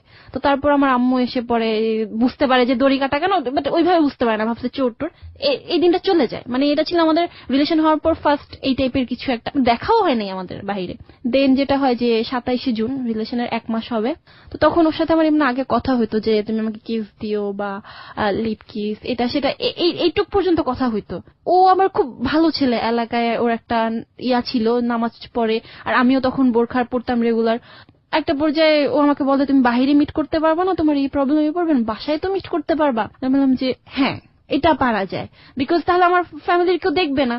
তো পরে এসে বোরখা ম্যানেজ করে আমি স্কুল ফাঁকি দেই, এক প্রকার আম্মুকে পিছিয়ে রেখে দৌড়ে এসে আমি অন্য জায়গায় চলে যাই এন্ড ওর সাথে একটা ওর ভাইয়ার বাসায় যাই। আমাকে বলা হয়েছিল যে ওর ভাই ওর ভাবি থাকবে, বাট বাসায় যাওয়ার পরে দেখেছি সেখানে কেউ নেই। এন্ড দেন যেটা হয় যে আমি লাইফে ফার্স্ট টাইম ছিল সেটা আমার যে বিরতি নিব প্রিয় শ্রোতা, এই পর্যায়ে একটা ছোট্ট বিরতি। এবিসি রেডিও এফএম 89.2 তে আমি আরজি কিবরিয়া রয়েছে আপনার সঙ্গে, এবং আমার সঙ্গে রয়েছে জয়া তার জীবনের গল্প নিয়ে। হ্যাঁ জয়া, তারপর কি হলো? এতদিন তো শুনছি যে সেক্স অর সামথিং, বাট আমার লাইফে ফার্স্ট টাইম ছিল ওই দিন। And it was planned actually. আমি ভাবছি যে হয়তো যেটুকু আমাদের মধ্যে কথা হয়েছে এটা তো আমাদের জায়গা থেকে একটা সোশ্যাল ট্যাবু না, আমরা রিলিজিয়নের জায়গা থেকে যদি বলি বিষয়টা, এটা তো একটা সামাজিক ভাবেও যেমন উচিত না, তেমনি ভাবে ধর্মীয় দিক থেকেও তো আমরা দেখি যে এটা অন্যায়। তো তোমার কাছ থেকে বিষয়টা কেমন ছিল? মানে তোমার বয়ফ্রেন্ড সে, এবং তাকে তুমি অনেক লাভ করে ফেলেছো, সেই জন্য বিষয়টা কি খুব ন্যাচারালি এসছে, নাকি হঠাৎ করেই হয়ে গেছে বিষয়টা এরকম, নাকি তুমি প্রিপেয়ার ছিল যে হলে হোক কোনো সমস্যা নেই? না, আমি অবশ্যই এটা সম্পর্কে প্রিপেয়ার ছিলাম না যে আমার কারোর সাথে ফিজিক্যাল রিলেশন হবে, কিন্তু যখন তার সাথে রিলেশন হয় আমি just think about kiss or something, ওর সাথে যাই, আমার স্টিল হচ্ছে তখন চলছে। তো আমি তখন এটাও ভাবি নেই যে আমার সাথে ও জোরাজোরি করেও কিছু করতে পারে। And it happened regularly? Like এই ঘটনাটা হওয়ার পর থেকে তোমরা এটা রেগুলারলি কন্টিনিউ করলে? না, সেদিন হচ্ছে আমি তো মেইনলি প্রিপেয়ার ছিলাম না, আমি বুঝিও নাই। আমি বুঝতে পারছি, আমি কিছুটা এসকেপ করব বিকজ অফ সোশ্যাল রিয়েলিটি, কিন্তু আমি যেটা বুঝতে পারছি তুমি প্রিপেয়ার ছিল না, কিন্তু জিনিসটা হয়েছে তোমাদের মধ্যে। এবং এটা হওয়ার পরে কি লাইক এরকম হয়ে যায় যে তোমার একটা খুব খারাপ সেন্স গ্রো করে এই বিষয়টা নিয়ে, এবং তুমি এটা স্টপ করো, নাকি এটা গ্র্যাজুয়ালি ওর সঙ্গে খুব ইজি ছিল ব্যাপারটা মুভ করা? না, অ্যাকচুয়ালি প্রথম হওয়ার পর আমি একটু মানে কি বলবো, একটা ধাক্কাই খাইছি, বিকজ আমি এটা ভাবি নাই যে আমার হবে বা বিয়ের আগে এটা হয়ে যাবে। তারপরে মানে আমি না তাকে এরকম চিন্তা করতে থাকি যে আমার লাইফে যদি কেউ হাজবেন্ড হয় তবে সেটা সেই হবে, তার প্রতি আমার ভালোবাসা, রেসপেক্ট বা যে হ্যাঁ, আমাদের 2 মাস পর 3 মাস পর এরকম হইতো। এই বিষয়গুলো নিয়ে কি তোমার কখনো এক ধরনের মানে কি বলে খারাপ লাগা বোধটা কাজ করতো না? অ্যাকচুয়ালি তার ডিমান্ড আরো বেশি ছিল, ওই দিক থেকে তোমাকে বিভিন্নভাবে ইনফ্লুয়েন্স করা হতো? হ্যাঁ, সে আমাকে ফোনে এই টাইপের কথা বলতো, হ্যাঁ আমি হালকা পাতলা বলতাম, বাট আমি অত বেশি মানে ওই রিলেশনে যাওয়ার জন্য কিন্তু এক ধরনের দেখেন এখানেও এক ধরনের প্রপার এডুকেশনের অভাব। যদি আমি এখন বলি যিনি আজকে এখানে জীবনের গল্প বলছেন তাকে ইন্সপায়ার করা হয়েছে, এবং সে যদি প্রপার এডুকেশনটা পেত তাহলে কোনো না কোনো ভাবে এই বিপদগামী সম্পর্কের দিকে সে যেত না। মানে আসল রিয়েলিটিটা কি সেটাও সে ছোটবেলায় পায়নি, এবং একই সাথে যে ভুলটা সে করছে সেটার ব্যাপারেও তার যদি একটা প্রপার নলেজ থাকতো তাহলে এই ধরনের সম্পর্কে সে জড়াতো না। তারপর কি হলো? তো যখন আমি দেখলাম যে তার প্রতি আমি এরকম উইক হয়ে পড়ছি এত বেশি, তাই আমি বুঝতেছি যে কাজিনের সাথে এটা আমার কিছুই ছিল না, যেটা আমাকে আসলে প্রেসার করে করা হয়েছে। তো আমি করি কি, একটা পর্যায়ে তাকে বলে দিই যে দেখেন ভাইয়া, আমি আপনাকে লাভ করি না, আমি এরকম একজনকে রিয়েলি লাভ করে ফেলছি, আপনার সাথে যোগাযোগ করা যাবে না। মানে তোমার আগের কাজিনকে? হ্যাঁ, কাজিনকে। তো তখন সে অনেক বনিতা শুরু করে যে তুই আমাকে বিশ্বাস করস না, হ্যান ত্যান, এতদিন বলছিস কিছু করছি, তুই ওর সাথে আবার কথা বলায় দে। তো আমার ফোনে ব্যালেন্স ছিল না, আমি এত বোকা, আমি যে একটা কথা হাইড করছি এই জিনিসটা আমাকে খুব পেইন দিত, আমি কেন হাইড করলাম। তো এই জন্য আমি করলাম কি যে আচ্ছা ওকে বললাম সুমনকে যে শোনো এরকম এরকম এটা ছিল, তুমি একটু কথা বলো। ও তখন থক খেয়ে গেছে। সুমন? হ্যাঁ, সুমন। তো তারপর ও হচ্ছে আমি ওকে নাম্বার দিই, আমি বোকার মতো আমার কাজিনকে সুমনের নাম্বারটা দিই, সে কনফারেন্স করে এবং মানে কান্নাকাটি করতে করতে, তখন আমি মনে হচ্ছে যে আমার দোষ, আমি তো তাকে খুলে বলতে পারতেছি না, সুমনকে এত কাহিনী একবারে খুলে বলতে পারতেছি না। কে কান্নাকাটি করে? আমার কাজিনটা কান্নাকাটি। তখন আমি ধমক দিই, তো এটা আবার সুমনের লাগে। তো সে একটু পরে আমাকে বলে কি আচ্ছা শোনো আজকে ঘুমায় যাও, তোমার সাথে কালকে কথা বলবো। তারপর ওকে ফোন দিয়ে ওর নাম্বার বিসি। এর মধ্যে আমার কাজিন মানে সুমনের কাছে আমার ক্যারেক্টার নিয়ে অনেক কথা লাগাই দিচ্ছে। খুব স্বাভাবিক। হ্যাঁ, মানে তুমি কি জয়া সম্পর্কে কি ধারণা রাখো, তুমি জানো আমি ওদের বাসায় যাই, লাইক এমন যে তার সাথে আমার ফিজিক্যাল মানে সম্পর্কটা আছে। এবং এটা সুমনের জায়গা থেকেও বিলিভ করাটা খুব ইজি, কারণ তোমার সঙ্গে ওই জিনিসটা তখন তার ছিল। সো এটা একটা কমপ্লেক্সিটি তৈরি করবে। ওকে, বুঝতে পারছি আমরা। তারপর মানে সুমন হচ্ছে খুব কান্নাকাটি করে, আমি যেটা শুনছি আমার দিকে এরকম আঙুল দেয় যে আসলে আমি তো এটাও বুঝিনি যে তোমার হয়েছিল কিনা, যেহেতু তোমার প্রবলেম ছিল। মানে ওর মধ্যে একটা সন্দেহ চলে আসছে যে আসলে আমাদের যখন রিলেশন হয়েছে তখন তুমি ঠিক ছিল নাকি।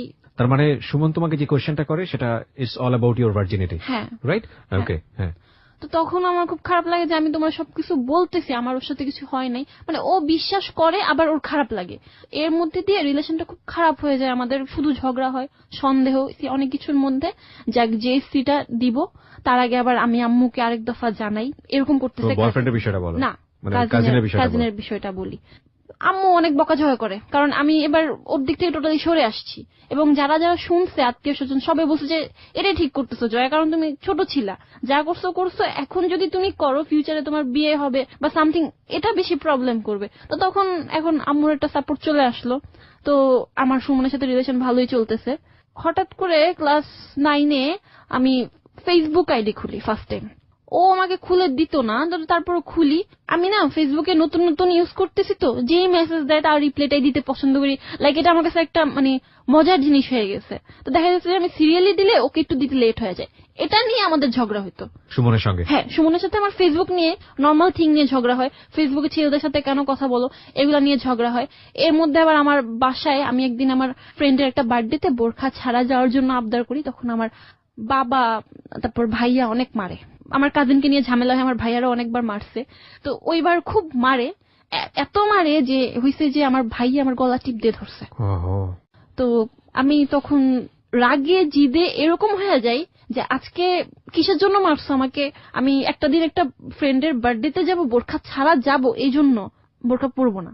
ওই দিনের পরে আমি বোরখা ছেড়ে দিই। তো এটা নিয়ে আবার সুমনের সাথে বাজাবাজি হয়, তুমি বোরখা কেন ছাড়ছো। তার উপর হচ্ছে যদি আসো না গেলে, মানে ওর মধ্যে আমি একটা জিনিস খেয়াল করতাম যে ফিজিক্যাল রিলেশনের সাথে ওর ভালোবাসাটা আপ ডাউন করে ক্লাস 9-এর পর থেকে। একদিন রিলেশনটা হয়, তারপর ওর খুব টান কিছুদিন আছে, তারপর হঠাৎ করে নাই হয়ে যেতেছে। এমন করতে করতে আমি খুব ফেড আপ হয়ে যাই যে এটা কি খালি এরকম কেন বলতেছো। বাট আমি তাকে খুব বেশি লাভ করতাম। একটা সময় বুঝি যে ও কেমন জানি হয়ে গেছে। তো আমার কানের একটা অপারেশন হয়, সেই সময় ফেসবুক চালানো ফোনটা নষ্ট হয়ে যায়। খুব কষ্টে ব্যাটারি কাগজ দিয়ে লাগিয়ে আমি, কানে অপারেশন হবে আমি সেটা কোনোভাবে সেখানে নিয়ে আমি মাথা তুলে তুলে আম্মু নাই আব্বু নাই চার্জে দিয়ে লুকিয়ে লুকিয়ে আমি ওকে ফোন দেই। আর সেই সময় থেকে কিন্তু সে আর একটা রিলেশন করে, আমি সেটা তখন জানতাম না। সে আমাকে বলেও গেছে যে সে ফ্রেন্ডের গার্লফ্রেন্ডের সাথে দেখা করতে গেছে। যাই হোক, রিলেশন চলতে থাকে, তখন থেকে ওর সাথে আমার রিলেশন আরো খারাপ। লাইক আমি তখন ক্লাস 10-এ, সামনে আমার এসএসসি, আমার প্যারেন্টস আমার পড়াশোনার প্রতি চাপ দিতেছে। একটা পর্যায়ে গিয়ে সিলি একটা ব্যাপার নিয়ে যে আমি একদিন ফোন দিতে না করছে, হ্যাঁ, তবু আমি ফোন দিতেছি। একটা স্বপ্ন দেখছিলাম যে আমি এটা বলবো, অতি আনন্দে ফোন দিতেছি যে আমি খুব সুন্দর একটা স্বপ্ন দেখছি। কয়েকবার ফোন দেওয়ার কারণে লাস্ট টাইম ফোন দিয়ে করলো কি, সে একটা ঝাড়ি। ফোন দিতে না করছি কেন দিতেছো, ব্যাপারটা এরকম ছিল যে তোমার রেজাল্ট বের হয়েছে তো আমি কি করব, স্বপ্ন কি দেখছো তো আমি কি করবো, এরকম একটা ব্যাপার ছিল। মানে সে আমার কেয়ারই করতেছে না। তো পরে আমি খুব কান্নাকাটি করি, রাতে ফোন দিয়ে আরো ঝাড়ে। তো এগুলো আমি তখন বুঝতেছিলাম না, পরে আমি বুঝছি, মানে পরে আমি জানলাম যে ও তখন সেই মেয়েটার সাথে ছিল। আমি ফোন দেওয়ার কারণে রিলেশনে ঝামেলা হইতে পারতো, দ্যাটস ওয়াই ও রাতে এসে আমাকে যত খারাপ গালি দেওয়া যায় একটা মেয়েকে, তুচ্ছ মানে বস্তি যেগুলাকে বলে, এই টাইপের গালি দেয়। এত বেশি লাভ করতাম ওকে, আমি নাচ গান সব ছেড়ে দিছি। এর মাঝখানে কিন্তু আমি ওর কথায় বোরখা টোরখা পরি, নাচ গান ছেড়ে দিছি। আমার সংসার হবে, আমাদের ছেলে হবে, ছেলের নাম রাফি হবে, সব ঠিকঠাক। এরকম আচরণে খুব খারাপ লাগতো। তারপর একদিন জানুয়ারিতে হঠাৎ করে বলতেছে ক্লাস 10-এ যে 4 মাসের জন্য চিল্লায় যাবে, 4 মাস কোনো যোগাযোগই হবে না, কোনো প্রকার যোগাযোগ হবে না 4 মাস। আমি বলছি তুমি 4 মাস থাকতে পারবা, মানে এরকম একটা ব্যাপার যে ও যদি আমার লাভ করে 4 মাস কি করে থাকতে পারবে। আমি ক্লাস 10-এ এপ্রিলের দিকে ফার্স্ট টার্ম পরীক্ষা দেই। ফ্যামিলির সাথে তো আগে হালকা পাতলা ফাইট চুরি চামারি করে দেখা করছি, ফাইট করা শুরু করি যে না এখন আমার ওকে টাইম দেওয়া লাগবে। আমি একটু একটু বুঝতেছি যে আমার কাছ থেকে হারিয়ে যাচ্ছে। আমি সন্ধ্যায় একটু বের হই, এখন তখন একটু বের হই। তো পরে দেখা যাচ্ছে ও হ্যাপি আবার হ্যাপি না, বলতেছে আমি না এখন চিন্তা করতেছি যে ক্লাসটা রেগুলার শুরু করব, গ্রেডটা ভালো আসে না এই পয়েন্টটা। তো আমি চিন্তা করলাম ভালো করো। তো করতো কি, আমি সারাদিন স্কুলে থাকতাম, ছুটি হতো 1টা-1:30-টার দিকে, ও আসতো আমার সাথে দেখা করতে চলে যেত, এই 2 মিনিটের দেখা। তো তারপর কোচিং স্টার্ট করি, বাসায় পড়া স্টার্ট করি, দেখা গেল যে ওর সাথে আমার রাতে আর কথাই হয় না। এমন করে কয়েক মাস চলে যাওয়ার পর তো হঠাৎ করে ওর একটা ফ্রেন্ডের সাথে আমার ফেসবুকে কথা হয়। তো সে সাডেন আমাকে বলতেছে যে ভাবি আপনি যে সুমনকে যে মোবাইল ফোনটা গিফট করছেন খুব সুন্দর হয়েছে। আমি জাস্ট শকড। আমি একটা স্টুডেন্ট, আমি নিজে ওর সাথে কথা বলি যে ফোনটা দিয়ে, সেটার অবস্থা 12টা বেজে গেছে, আমি ওকে খুব সুন্দর একটা ফোন গিফট করছি। নো ভাই, আমি তো কোনো ফোন গিফট করি নাই। তখন বলতেছে কি বলেন, আমি ওর হাতে দেখলাম হোয়াইট সেটটা আপনি গিফট করছেন বলে, মানে সে বলছে তার গার্লফ্রেন্ড গিফট করছে। আমি বলছি না ভাই, আমি তোকে ওয়াচ গিফট করছি। এটা নিয়ে একটা প্যাচ লাগার পর আমি একটু অ্যালার্ট হই। তারপর আমি একটা ফেক আইডি খুলি এন্ড ওর ভাই, ওর মানে ভাইয়ের গার্লফ্রেন্ড, তারপর ওকে মোটামুটি ফ্রেন্ডদেরকে অ্যাড করি। তো ও জানতো না। এর আগে আমি আবার একবার শুনছিলাম যে ও নাকি মেয়েদের কাছে ফেসবুকে পিকচার চায়, তখন আমি ফেসবুক ইউজ করি না। মানে সুমন? হ্যাঁ সুমন। তো এটা ওকে জিজ্ঞেস করবো, ও আমাকে বলে যে না আমি না, আমার ফ্রেন্ডরা চায়। হ্যাঁ মানে ও এমন না, ও এমন একটা ভাব করতো তোমার কেন ছেলে ফ্রেন্ড থাকবে, আমার কোনো মেয়ে ফ্রেন্ড থাকবে না, এরকম একটা ভাব করতো। বাট ও যে কলেজে গিয়ে কি করতো এটা তো আমার ধারণা ছিল না। তো পরে আমি চিন্তা করলাম যে না এবার একটু দেখা দরকার, কারণ ও আমাকে এমন খারাপ গালাগালি যেহেতু করতে পারছে, আমি একটা ফেক আইডি খুললে এত কি অপরাধ হবে। দেন আমি চেক করি, ওর বড় ভাইয়ের সাথে আমার ভালো মতো কথা হয়। তো যেটা বুঝলাম যে ওর ফ্যামিলিতে মিডিয়ার মেয়ে গেলে সমস্যা, বাট ওর বড় ভাইকে যখন আমি বললাম যে আমি মিডিয়াতে যেতে চাই, আমি কিন্তু অলরেডি ওর জন্য এই চিন্তা ভাবনা ছেড়ে দিছিলাম। বাট ইউ হ্যাভ, আমরা যদি আমাদের লিসনারদের জানার জন্য বলি একটু, মানে তোমার ইন্টারেস্ট ছিল তুমি মিডিয়াতে কাজ করতে চাও, কিন্তু সামহাউ তোমার বয়ফ্রেন্ড তোমাকে ইমপ্রেস করেছিল, যে কোনো কারণে হোক তুমি এই জায়গাটা ছেড়ে, স্বপ্নের জায়গাটা ছেড়ে দিয়ে সংসারী হওয়ার চিন্তা ভাবনা করছিলে। ওকে। তো তারপর হচ্ছে ওর ভাইয়ের সাথে কথা বলে তার বড় ভাই ফেক আইডিতে প্রপোজ করে বসে। ফেক আইডিতে প্রপোজ? হ্যাঁ আমি নারায়ণগঞ্জের মেয়ে। Propose for what? Love? Love. Love, okay. কথা বলি, আমার মিডিয়াতে ইন্টারেস্ট, তার কোনো সমস্যা নেই, তার ফ্যামিলি অনেক ফ্রি, মানে সে হচ্ছে ফেসবুকে টোটালি ফ্লার্ট আমার সাথে। তো আমি ওকে ফাইন, আমিও ডান করলাম, ওকে ঠিক আছে রিলেশন করবো, জাস্ট চ্যাটিং। আমার মনে হচ্ছে যে আমি অত বড় অপরাধ করতেছি না, আমি জানি যে ওর বড় ভাইয়ের গার্লফ্রেন্ড আছে, তাহলে সে কেন আমাকে এই কথাটা বলবে। আর আমি তো হচ্ছে ওর খোঁজ খবরের জন্য এটা নিচ্ছি।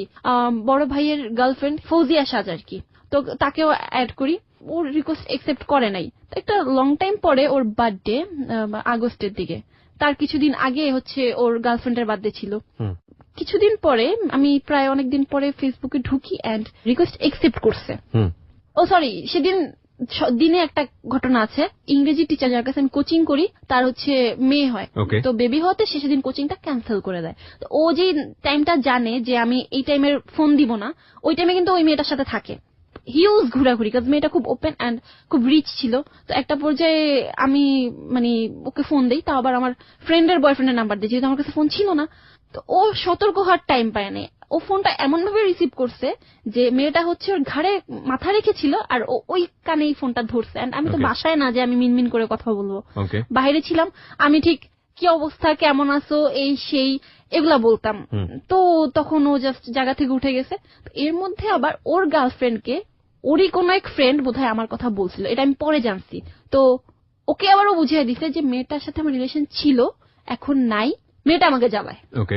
তো ও ওইভাবে মেয়েকে কভার দিছে। আমি তো শুনছি মেয়ের গলা, ও আমাকে মেয়ের সামনে আমার সাথে অ্যাক্টিং, এই আপনাকে না বলছি আমাকে ফোন দিবেন না, এই সেই। আমি বলছি কি অবস্থা, ফাইজলামি করতেছো?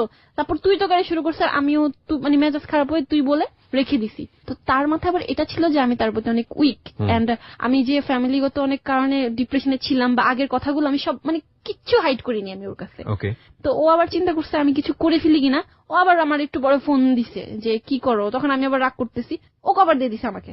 কিন্তু ওই যে পরে বললাম সেদিনই 2 দিন পরে আমি যখন ওই আইডিটাতে আবার ঢুকি, বড় ভাইয়ের সাথে রিলেশন করে আমি কি করব, দেন আমি দেখি যে ফৌজিয়া সাজছে, তার বার্থডে পিকচার দেওয়া, কেক প্লাস সুমনের ফ্রেন্ডরা, সুমন ও পাশাপাশি খুব ক্লোজ। তো আমি এটা দেখার পর আমার জাস্ট হয়েছে কি যে হাত পা বাঁকায় আসতেছিল, চোখ মুখ উল্টায় আসতেছিল, মানে আমি তোমার হ্যাঁ এতটা বিশ্বাস করতাম, হাত পা ঠান্ডা হয়ে গেছে। তুমি কি বোঝাচ্ছ, মানে ক্লোজ ইন হোয়াট সেন্স, কি দেখে তোমার এই জিনিসটা হলো? মেইন থিং ও রিলেশন করে, এটা ট্রু। আর সেকেন্ড থিং হচ্ছে মেয়েটার গায়ে হাত ছিল, এবং আমি আইডি চেক করছি, প্রোফাইল পিকচার বসে আছে, কেউ ওর ছবি তুলে দিতে, পাশে একটা বেন্টি ব্যাগ। তো আমি ওইভাবে ওর ছবিগুলো খেয়াল করি নাই, করলে হয়তো তখনই কোনো হিন্টস পাইতাম। যে চিল্লায় যাওয়ার কথা বললো, ওই সময়টা কি তোমার সঙ্গে যোগাযোগ অফ রেখেছিল? না, ও চিল্লায় যায়নি, ও আমার সাথে যোগাযোগ অফ রাখতে চাইছিল, বাট যেহেতু আমরা একই এলাকায় ছিলাম ও এটা পারে নাই। আর ওর ফ্রেন্ডরাও একটা সময় গিয়ে আমার বলতো যে আসলে আমরা ভাবতাম যে ওইটা ফান হিসেবে নিচ্ছে। সো তুমি ডেফিনেটলি শিওর হলা যে ওই মেয়ের সঙ্গে ওর একটা সম্পর্ক আছে, তো তোমার সঙ্গে যেটা আছে সেটা একটা ব্লাফ দিয়েছে, ব্যাপারটা এরকম ছিল নাকি দুজনকে সে মেইনটেইন করছে? আমি দুজনকেই সে মেইনটেইন। তুমি ফেস করলা কিভাবে ঘটনা নিয়ে তাকে? আসলে আমি সেই মুহূর্তে আর তাকে ফোন দিতে পারিনি, আমার আম্মু তখন কিছু একটা বুঝতে পারছিল, সে যাই হোক আমাকে নরমাল করে। তো আমি পরে মানে তাকে ফোন দিয়ে খুব গালাগালিও করছি, সহ্য করার মতো না। আমি নরমালি ঘরে নাচ গান করাও বন্ধ করে দিয়েছি, আমার এত শখ ছিল যেগুলাতে। পরের দিন আমার না বিশ্বাস করতে মন চাইতো না যে ও আমার লাভ করে না। দেখা করার কথা বলি যে কালকে যদি মানুষ কেউ মারাও যায় 1টা বাজে আমার সাথে দেখা করবি, এরকম একটা ব্যাপার বলি আমি ওকে তুই করে। ও ওর গার্লফ্রেন্ডের সাথে আমার যোগাযোগ হয়েছে, আমি আবার ওর গার্লফ্রেন্ডকে মেসেজ দিছি যে আপি ছেলেটা তোমার কি হয়, বয়ফ্রেন্ড? আচ্ছা ঠিক আছে, নিচে নাম্বার নিয়ে দিয়ে দিছি, আমার নাম্বার, কল দিবা। আমার আর ওর একটা ছবি দিয়ে দিছি। সে বলে কিছু জানায়ও না, আমি বললাম ঠিক আছে জানাবো না। সে দুজনকে, আমরা এখন দুইটা মেয়ে একসাথে কথা বলতেছি, আমরা দেখতেছি যে ও ওকে কি বলতেছে, ও আমাকে কি বলতেছে, আমরা মানে একটা ছেলে দুইটা মেয়েকে কিভাবে মেইনটেইন করতেছে এটা আমি দেখতেছি। মানে একটা জিনিস খুব জেলাসি যে আমি ওর এত লাভ করি, যখন ওর ওই গার্লফ্রেন্ড বলে থাক ওকে কিছু বইলো না, ওর বুকে ব্যথা করতেছে, ও বোধহয় বুঝতে পারছে। মানে অনেস্টলি যে আমার মন চেয়েছিল যে যতই ভালো ব্যবহার করে তোমার গলাটা ড্রাইভার ধরি, যে তোমার কি আমার থেকে বেশি চিন্তা ওর। তো ও বোধহয় মেয়েটাকে এমন ভাবে ম্যানেজ করছে যে দেখা করাই যাবে না। জয়া মেয়েটা অনেক খারাপ, তো সে আস্তে আস্তে সাইড কাটতে থাকে। আমি তাকে ডেকে নিয়ে একটা সময় কোরআন শরীফ ধরাই, কারণ তার মধ্যে আমাকে নিয়ে অনেক ডাউট ছিল যে আমি ওর সাথে যখন রিলেশন হয়েছে আমি ভার্জিন ছিলাম না, ও থাকা অবস্থায় আমি অনেকগুলো রিলেশন করছি। তাই আমি বলছি তুমি কোরআন শরীফ ধরে বলবা যে তুমি আমাকে ভালোবাসো নাকি না, আর আমিও কোরআন শরীফ ধরে বলবো যে আমি তোমার সাথে থাকা অবস্থায় কি ছিলাম আর কি ছিলাম না। তো কোরআন শরীফ ধরতে পারে না, তো বলতেছে এটা ভিতরে রাখো, মানে ধরবে না। আমি আসলে অন্য কারোর সাথে রিলেশন ওইভাবে ইনভলভ হইনি, আমি তোমারই লাভ করতাম, এটা আমি বলতে পারছি, বাট ও কোনো ধরে বলতে পারেনি। একটা পর্যায়ে ও বলে যে আগে লাভ করতাম এখন করি না, এক পর্যায়ে বলে দেয়। হ্যাঁ এটা বলে দেয়। তো তখন সে আমাকে বলে মারো থাপড়াও। তো তখন হচ্ছে এরকম একটা সিচুয়েশন যে মারো থাপড়াও বললেও আসে না। তো পরে আমি নিজেরা শক্ত করার চেষ্টা করি, শক্ত করতে গিয়ে এত উইক হয়ে পড়ছি, খেতে পারতাম না, খেতে গেলে আমার বমি চলে আসতো। যে এত ভালোবাসছি বা একটা ছেলে আমার লাইফে এভাবে আসছিল, আমি কল্পনা করতে পারতাম না যে আমার হাজবেন্ড ও ছাড়া কেউ। ইভেন মেয়েটার কাছে যখন আমি ওদের কথা শুনতাম আমার কেমন জানি লাগতো। আমি ওকে বলছি আমাদের ছেলে হইলেন নাম রাফি, ও ফৌজিয়াকে এক্সপ্লেন করছে যে ওর একটা ভালো নাম আছে র দিয়ে, হ্যাঁ তো আমার নামের র আর তোমার ফৌজিয়ার ফ, হ্যাঁ আমাদের ছেলে নাম হবে রাফি। আমার কথাগুলো এক্সপ্লেন করতো। মানে আমার না পুরাটা জুড়ে আমি কখনো চিন্তা করি না যে আমার লাইফে সেকেন্ড কোনো ছেলে আসতে পারে, কোনো ছেলের সাথে আমার এরকম কিছু হইতে পারে। তখন বোধহয় আমার আম্মু বুঝছে যে আমি একটা রিলেশনশিপে ছিলাম। এর মাঝখানে ওর জন্য আমি এত ডেসপারেট হয়ে গেছিলাম যে আমি হাতের মধ্যে কেটে নামও লিখছি, আমার পায়ের মধ্যে ওর নাম লেখা ছিল। তো জানি না ওর সাথে কি হয়েছিল, বলতেছিল ব্যাক করবা, বাট আমি এত কষ্টে ছিলাম, আমি বলছি যে না আমি ব্যাক করবো না। মানে আমার কথা হচ্ছে আমি তো তোমার ছাইরা জানি, আমি ব্যাক করবো এটা কেমন কথা। আমি তখন একটু আশা পাইছি, বাট পরে দেখলাম যে না ওর এত ইগো, পারতেছিলাম না। পরে একটা সময় স্লিপিং পিল খাই, তখন আমি আবার ফেসবুক আইডি যে খুলছি ফেক আইডি, তারপর ছবি দিছি একটা, ওটা আবার ভাইয়ের কাছে ধরা খাই, বাসায় আরেকটা ঝামেলা হয়, মারটার খাই। একে তো এটার উপর ছিলাম, তার উপর আরো নিতে না পারে। আমার মনে হচ্ছিল যে আমি কি করবো, আমি চাইলে ওর ফ্যামিলিতে যাইতে পারতাম, ওর মাকে বলতে পারতাম যে এগুলা হয়েছে, তো ও কি হবে ইনফ্যাক্ট ফ্যামিলিতে কালার খাবে, আমি ফ্যামিলিতে কালার খাবো, ফিউচারে যদি বিয়েও হয় 10টা মানুষ আমাকে অনেক কথা বলবে। যে মানুষটা তোমাকে চাচ্ছি না, তুমি বিয়ে করে তাকে কি করবে? আমার মাথায় এটা আসতেছিল যে ও তোমার লাভ করে না। এবার আমি জানছি যে ওই মেয়েটার সাথে ফিজিক্যাল রিলেশন ছিল, জানছি যে না, তারপরেও বলছি যে যা হইছে। You take some sleeping pill, মানে সুইসাইড করার জন্য? হ্যাঁ আমি কতগুলো নাও? 10টা থেকে 15টা। 10টা থেকে 15টা তুমি রাতের বেলা খেয়ে যাও মরে যাওয়ার জন্য। প্রিয় শ্রোতা, আমরা এখানে একটা ছোট্ট বিরতি নিতে চাই। যারা এখানে জীবনের গল্প বলতে চান তারা প্লিজ আমাদেরকে ফোন করবেন। আমাদের ফোন নম্বরটি হচ্ছে 09613892892। আমি আবারও বলছি 09613892892। ওকে জয়, আমরা যেখানটায় ছিলাম। তো তারপর আমি আসলে স্লিপিং পিল খাওয়ার চিন্তাটা করেই ফেলি। অবশ্য সেদিন আমার সেই ফ্রেন্ড টয়া আমাকে অনেকটা চেষ্টা করছে যে এগুলা থেকে বের করে আনার। আমি অনেক রাত পর্যন্ত রাগ করে বাইরেও ছিলাম, বাট লাস্টলি আমি খাই আসলে। বাট আমার ফ্রেন্ডরা বিশ্বাসও করতে পারেনি। যখন আমি হসপিটালে, তখন আর কি ওরা বুঝে যে আসলে আমি খাইছি। বা 3 দিন আমার কোনো সেন্স ছিল না। এটা ছিল বোধহয় সেপ্টেম্বরের 9 তারিখ, আর সেপ্টেম্বর 11 তারিখ কি 12 তারিখ আমি যখন চোখ মেলে তাকাইতেছি, তখন আমার ফিলটা এমন ছিল যে আমি মরে গেছি, আমি বোধহয় এখন মানে যা খুশি তাই করতে পারবো, এরকম একটা ব্যাপার নিয়ে চোখ মেলতে গিয়ে দেখি যে না আসলে আমি বেঁচে গেছি। তারপরও সুমনের কোনো ফিল ছিল না, সে বিশ্বাস করে নাই, বলতেছে যে এগুলা ঢং। ফাইন, এখন সে ঢং বলুক আর যাই বলুক, আমার এগুলো আসতেছে না। টোটালি হাফ মেন্টাল হয়ে গেছিলাম, কিছু মনে থাকে না। সামনে এসএসসি সব গেছে। তারপর আমার ফ্রেন্ডটা অনেক সাপোর্ট করে, আমি এসএসসিটা দেই। এসএসসি রেজাল্টটা খুব খারাপ হয়। এর মধ্যে আমি আবার একটা কাজ করি, যেহেতু ও আমাকে কষ্ট দিয়েছে, আমার সাথে রিলেশন থাকা অবস্থায় ও মানে আরেকটা রিলেশন করছে, তাও আবার পুরো একটা বছর আমি তাকে ধরতেই পারি নাই, তার সাথে ফিজিক্যাল রিলেশনও ছিল। সে বলে যে ও তাকেই ভালোবাসে। তো আমার মধ্যে একটা জিনিস কাজ করলো যে ও যদি আমার কাছে ব্যাক করার মনোভাব থাকেও, ওর একটা ফ্রেন্ড আমাকে বলতেছিল যে আমাদের সবসময় ক্যাচ আপ করায় দিত, যে অনেক রিলেশন আমি এরকম দেখছি যে 1 বছর পর ক্যাচ আপ হয়, তোমাদের রিলেশনটা অনেক স্ট্রং হয়ে যাবে। তখন আমার মাইন্ড এতটাই বিগড়ে গেছে যে আমার চিন্তা হচ্ছিল যে আমি ওকে কিভাবে কষ্ট দিব। তো তখন ওর ওই ফ্রেন্ডটার সাথে আমি রেগুলার কথা বলতে থাকি। তো একটা পর্যায়ে গিয়ে সে আর কি মানে আমার সাথে এতটা ক্লোজ হয়ে যায় যে we are like in a relationship. আমি তাকে লাভ ইউ বলতেছি না, সে আমাকে লাভ ইউ বলতেছে না, বাট আমরা খুব বেশি ক্লোজ হয়ে গেছি। এন্ড একটা পর্যায়ে গিয়ে আমি সেম একটা ফিজিক্যাল রিলেশন আমার সাথে ছিল প্লাস ওর ফ্রেন্ডেরও সাথে ছিল করি। বিকজ আমার মাথায় ছিল যদি আমার কাছে ব্যাক করে, ও যদি একটা মেয়ের সাথে এত কিছু করার পর আমি ওকে লাভ করে ওকে চাইতে পারি, ও যদি আমার কাছে ব্যাক করে, ও এটা মাথায় রেখেই ব্যাক করবে যে হ্যাঁ আমিও অন্য একটা ছেলের সাথে করছি। একটা পর্যায়ে এটা বেরো হয়ে যায়, বাট আসলে ওরকম কোনো ফায়দা হয় না। মানে তুমি যেটা করো রিভেঞ্জ নেওয়ার জন্য, সামহাউ ওকে কষ্ট দেওয়ার জন্য এটা করো, কিন্তু আলটিমেটলি এতে কোনো রেজাল্ট হয় না। তারপর এটা ওদের মধ্যে জানাজানি হলো, ওদের ফ্রেন্ডস এর মধ্যে একটা সমস্যা হইলো। তাই আমি বুঝলাম যে সুমন তারপর ওর ফ্রেন্ড ওদের মধ্যে একটা ঝামেলা বাজাবাজি হয়ে গেছে। বাট আলটিমেটলি ওর ফ্রেন্ডের সাথে আমার এটা কোনো রিলেশনশিপ ছিল না, আর ও আমার কাছে ব্যাক করে নাই। চ্যাপ্টারটা আমি টোটালি বাদে দিয়ে দিছি। ওর প্রতি মনেটা মানে টানটা থাকলেও ওই যে একটা শখ ছিল নাচ গান করব বা মানে একটা মিডিয়াতে কাজ করব, নিজেকে হিরোইন পর্যায়ে দেখবো বা ভালো, মানে এই স্বপ্নগুলো না খুব কাজ করতে থাকে তখন। মানে যখন তুমি এই ব্রেকআপে ছিলা? হ্যাঁ। ওকে। এবং আমি দেখলাম যে আমি সুইসাইড করে তো আমি চলেই গেলাম। আচ্ছা এমন যদি হয় যে নাচ গান করা পাপ, আমি যদি সুইসাইড করে মারা যাই ডিপ্রেশনে, তাহলে তো ওইটা সবচেয়ে বড় পাপ হবে। তাহলে আমি একটা কাজ করি, আমি না মরি, আমি আমার স্বপ্নগুলোই পূরণ করি, এরকম একটা ব্যাপার ভিতরে কাজ করে যে এখানে তো কম পাপ হচ্ছে, তাহলে আমি মরে গেলে তো দোজক ছাড়া কোনো উপায় নাই। তো তখন আমার মনে হয় যে না, আমি নক করি, আমি ফেসবুকে খোঁজ করতে থাকি কার সাথে কোথায় কিভাবে মানে ইয়ে করা যায়। তবে আমি জানি না যে আমি আসলে প্রপার কাউকে পাইছি কিনা, বিকজ এরপর দেখা যায় যে আমি যার সাথে এই ব্যাপারে কথা বলে যে মিডিয়াতে আসতে চাই বা মিডিয়াতে কাজ করতে চাই, সবার মধ্যে এই ডিমান্ডটা থাকে যে তুমি সেক্স করো, তোমাকে একটা ফটোশুট করে দিব, তুমি সেক্স করো, তোমাকে একটা চান্স দিব, তুমি সেক্স করো। ইভেন এমন প্রপোজালও পাইছি যে খুব ভালো এবং নাম করা নির্মাতা, হয়তো নাম বললে অনেকে চিনবেনও, সে এরকম বসে যাচ্ছে না তোমার বাসাটা কোথায়, এখানে তোমার বাসার কাছাকাছি বাসাটা নেই, আমরা রেগুলার একটা রিলেশনের মধ্যে থাকবো। তো এরকম করে একটা সময় আসলে অ্যাভয়েড করতে করতে করতে করতে আমি না মানে একটা শুটের জন্য হঠাৎ করে একটা মডেল এজেন্সিতে আমি ফেসে গেছি। যে আসলে ফেসে যাওয়া বলতে মানে এই জিনিসগুলো তুমি তো প্রথম দিকে অ্যাভয়েড করতে, হ্যাঁ মানে আমি এই নৈতিক অধপতনে গিয়ে আমি কাজগুলো করব। ওকে। ফেসে গেছি বলতে আমাকে হচ্ছে নিয়ে যাওয়া হয়, আমাকে আমি আর আমার ফ্রেন্ড যেতাম। তো তখন হচ্ছে আমি আমার ফ্যামিলির বাধা থেকে অনেকটা বের হয়ে আসছি, অনেক ডিপ্রেশন যাই হোক তারাও ওই ইনসিডেন্টটার পরে অনেকটা ছাড় দিচ্ছে।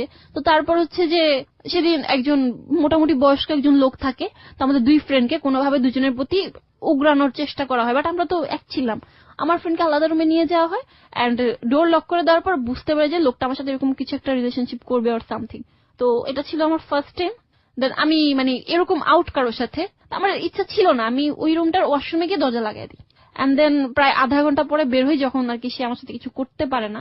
এমন করে প্রায় আমি কলেজে যখন উঠে যাই, তো এখানে একটা প্লাস পয়েন্ট আছে যে আমি এরকম কিছু কিছু প্রবলেমে পড়ে লাইক এটা ফেলে আমি কলেজ লাইফটা নিয়ে একটু বিজি হয়ে পড়ি। এই কলেজ লাইফে আমি কিছু ভালো ফ্রেন্ড পাইছি, আমি কলেজের নামটা মেনশন করব না, যে আমি কলেজে আড্ডা দেওয়া বা আমি ছেলেদের সাথে নর্মালি মিশতে পারি। আগে আমার কাছে এটা খুব বড় কিছু ছিল যে আমি একটা ছেলে ফ্রেন্ড থাকবে, আমার একটা ছেলের সাথে মিশতে পারবো। তো তারপর আবার ফার্স্ট ইয়ারটা যখন শেষের দিকে ভালোই ছিল, ভালোই কাটতেছিল, তখন আবার আমার মিডিয়ার লোকদের সাথে কথা বলতে বলতে এখন আমি দেখতো যে আমি আসলে দেখতেছি যে এই জিনিসটা ছাড়া আমি পারতেছি না। দুই একজন আছে মানে যারা মানে হয়তো বলছে হ্যাঁ আমি দুই একটা কাজ করছি, ওগুলো হয়তো আমি মেনশন করে বলবো না, বাট বেশিরভাগই এই ধরনের প্রপোজাল দিতে থাকে। এন্ড একটা পর্যায়ে আমি ইনভলভ হয়ে যাই। সামহাউ তুমি মিডিয়ার এই ধরনের লোকজনের সঙ্গে ইনভলভ হয়ে যাও, এন্ড ইনভলভ হয়ে যাও মানে বুঝতে পারছি যেটা যে তুমি এই ধরনের কাজে জড়িয়ে পড়ো। ফায়দা কিছু হয়েছে তোমার এই কাজের বিনিময়ে? না, actually that was my question actually. যারা এই কাজগুলো দিয়ে তোমাকে দিয়ে করাচ্ছে, তুমি যার কাছে মিশতেছো তারা তোমাকে কোনো কিছু ফ্রুট দেয়নি? এবং কি আমি কিছুদিন পরে এটাও আবিষ্কার করি যে আমাকে বলতো যে দেয়ার ক্লায়েন্ট, তুমি করলে তুমি কাজটা পাবে। লাস্টলি আমি দেখি যে আসলে তারা না মডেল এজেন্সি না একটা মানে বিজনেস করতেছে। লাইক তারা আমাকে বলতেছে যে এটা হচ্ছে হ্যান ত্যানের ত্যান, তুমি এর সাথে করলে তুমি এই কাজটা পাবা, তো আমাকে দিয়ে এটা করাচ্ছে। তো আমার এখানে কিন্তু আমি কাজটাও পাচ্ছি না, এমন না যে আমাকে কোনো টাকা দিতেছে, কিন্তু দে মানে গেট মানে কি বলবো একটা হ্যাঁ মানি, খুব বড় একটা অ্যামাউন্ট মানি পাচ্ছে। মানে তারা আমাকে দিয়ে একটা বিজনেস করতেছে, বাট আমি এটা বুঝতে পারতেছি না। আমি এটা বুঝতে পারছি, বাট একটা এমন টাইমে গিয়ে বুঝতে পারছি যখন আমি এটার সাথে খুব ভালোভাবে ইনভলভ হয়ে গেছি, যে আমি এখন আর এটা এখন আমি করতেছি, লাইক একটা সময় আমি যেমন ছিলাম যে এটা আমার কাছে অনেক বড় কিছু, এখন আমি করতেছি, আমার নিজে থেকেও করতেছি, দেখা যাচ্ছে মানে আমি এটা এখন আমার কাছে কোনো ম্যাটার করতেছে না যে আমি বিয়ের আগে করতেছি, কেমন যেন। তারপরও মনের মধ্যে মানুষের শখ থাকে, ইচ্ছা থাকে, ইচ্ছাটা ভিতরে আছে, বাট এইরকম। This is your present life, right? হ্যাঁ। ফাইন, আমি 1 মিনিট একটু সামারি করতে চাই। একটা ছোট্ট বাচ্চা ছোট্ট একটা স্বপ্ন নিয়ে দুনিয়াতে আসে। ক্লাস 4-এ যখন তার মেইন স্ট্রিমটা হলো, ওই সময়টাতে সামাজিক বলেন, পারিবারিক বলেন, স্কুলে বলেন, সবকিছুতেই একটা অন্য রকমের পরিবেশ, যেটা তাকে এক ধরনের অচ্ছুত বানিয়ে ফেললো, এবং এই ঘটনা দুর্ঘটনায় রূপান্তরিত হলো, তাকে স্কুল ছাড়তে হলো। স্কুল ছাড়ার পরে এই বিষয়টা সে যার সঙ্গে শেয়ার করত, সে তার চাইতে এত বয়সে বড়, তার এক কাজিন, এবং তাকে সে সামহাও ব্ল্যাকমেল করে হোক বা যে কোনো কারণেই হোক লাভ ইউ তার দ্বারা আদায় করে নিল। মেয়েটা তখন বুঝতো না ভালোবাসাটা কি। ইন দ্য মিন টাইম সে একটা ছেলের প্রেমে পড়ে, এবং ছেলের প্রেমে পড়ার পরে বুঝতে পারে যে তার কাজিনের সঙ্গে যে সম্পর্ক সেটা আসলে লাভ না, সেটা এক ধরনের ব্ল্যাকমেইল। এবং তার কাজিনকে সে না বলল, এবং কাজিন তাকে তার বিনিময়ে যে রিটার্নটা দিল সেটা তার লাভের সম্পর্কের মধ্যে সন্দেহ তৈরি করলো। ছেলেটি সুমন আগে থেকে ভালো ছিল না মন্দ ছিল জানি না, একটা সময় গিয়ে সে আবিষ্কার করলো যে সুমনকে নিয়ে স্বপ্ন দেখেছে, সুমনের জন্য সে একটা সংসারের স্বপ্ন দেখেছে, সেই সুমনটাও মারাত্মক রকম ভাবে তাকে ব্লাফ দিল। সে অন্য একটা মেয়ের প্রতি লয়াল, এবং তারপরে যেটা ও করলো, খুব ডেসপারেট হয়ে গেল সুমনকে পাওয়ার জন্য, ফিজিক্যালি অন্য একটা ছেলের সাথে মুভমেন্ট করে তার মধ্যে হিংসা জন্ম দেওয়ার চেষ্টা করলো, কিন্তু তারপরেও সেটা কাজ করলো না। এবং সে শেষমেশ বাঁচতে ইচ্ছা করলো তার জীবনের স্বপ্ন নিয়ে, যেটা হচ্ছে সে হিরোইন হতে চায়, সে নায়িকা হতে চায়, সে মিডিয়াতে কাজ করতে চায়। সে তার চ্যানেল থেকে, তার জায়গাটা থেকে, ফেসবুকে যত সব সেলিব্রিটির সাথে সে নক করেছে, তার জানা মতে, আমি নামগুলো এখানে মেনশন করবো না, অফকোর্স নট, এবং সবাই তাকে একটা ট্র্যাপে ফেললো, সেটা হচ্ছে ওটা করলে ওটা পাবে। একটা সময় গিয়ে সেটার মধ্যে ইনভলভ হলো, এবং ইনভলভ হওয়ার পরে এখন সে এমন অবস্থা দাঁড়িয়েছে সেখান থেকে সে বের হতে পারছে না, এবং এটা তার কাছে মানে এমন হয়ে গেছে যে এটা করলেই কি না করলেই কি। শিওর, তুমি অ্যাড করতে পারো। এর মধ্যে আবার আমার ওই কাজিনটা কিন্তু আমার পিছু ছাড়েনি, সে আমার মানে এরকম হুমকি দিছে যে আমাকে কখনো বিয়ে হতে দিবে না, লাইক আমার পিছু ছাড়বে না। সো এই মেয়েটিকে আপনারা কি বলবেন? একজন জয়া হয়তোবা খুব সাহস করে এসে, সে একটা অনেক বড় জীবনের গল্প, মাত্র 18 বছর বয়সে তার যে এক্সপেরিয়েন্স, 18 বছর মাত্র, কদিন হলো হয়তো সে 18তে পড়েছে, সেই যে জীবনের এক্সপেরিয়েন্স সেটা এখানে শেয়ার করে গেল। আমি বিশ্বাস করি এরকম অনেক জয়া আমাদের সোসাইটিতে আছেন, যাদের জীবন গল্পটা এর জীবনের গল্পের সাথে কোনো না কোনো অংশে মিলে যাবে। তুমি কেন বললে এই জীবন গল্পটা আজকে লাখ লাখ মানুষের কাছে? আসলে আমার ভিতরে ব্যাপারটা জমে থাকতো, আমি সবসময় এই প্রোগ্রামটা শুনতাম, আমার মনে হতো যে আমি বলবো, বাট আমার মতো অনেক মেয়েরা আছে, হয়তো আমার আশেপাশেই আছে, সে হয়তো আমার কাছে বলবে না, বা আমি হয়তো তার কাছে শেয়ার করব না, বাট এই জায়গায় এসে না অনেক কিছু বলা যায়। শুধু মনটাকে হালকা করার জন্য এসেছো। তোমার মনটা হালকা কতটুকু হয়েছে জানি না, কিন্তু আজকের এই গল্প, যারা সত্যিকার অর্থেই মানুষ, যারা সত্যিকার অর্থে একজন মানুষকে মানুষের চোখে দেখেন, যারা সত্যিকার অর্থে একজন নারীকে সম্মানের চোখে দেখেন, তাদের জন্য এই জীবন গল্পটা অনেক বড় শিক্ষণীয়, অনেক বড় পাথেয় হবে। প্রিয় শ্রোতা, আমরা স্যালুট জানাতে চাই এই জয়াকে, এবং একই সাথে বাংলাদেশের সমস্ত জয়াদেরকে, যারা এতটা স্যাক্রিফাইস করেও একটা সুন্দর জীবনের স্বপ্ন দেখেন। তারা অনেক ভালো থাকুক, তাদের ভবিষ্যৎ অনেক বেশি সুন্দর হোক, এই শুভকামনায় আজকের মতো শুভরাত্রি।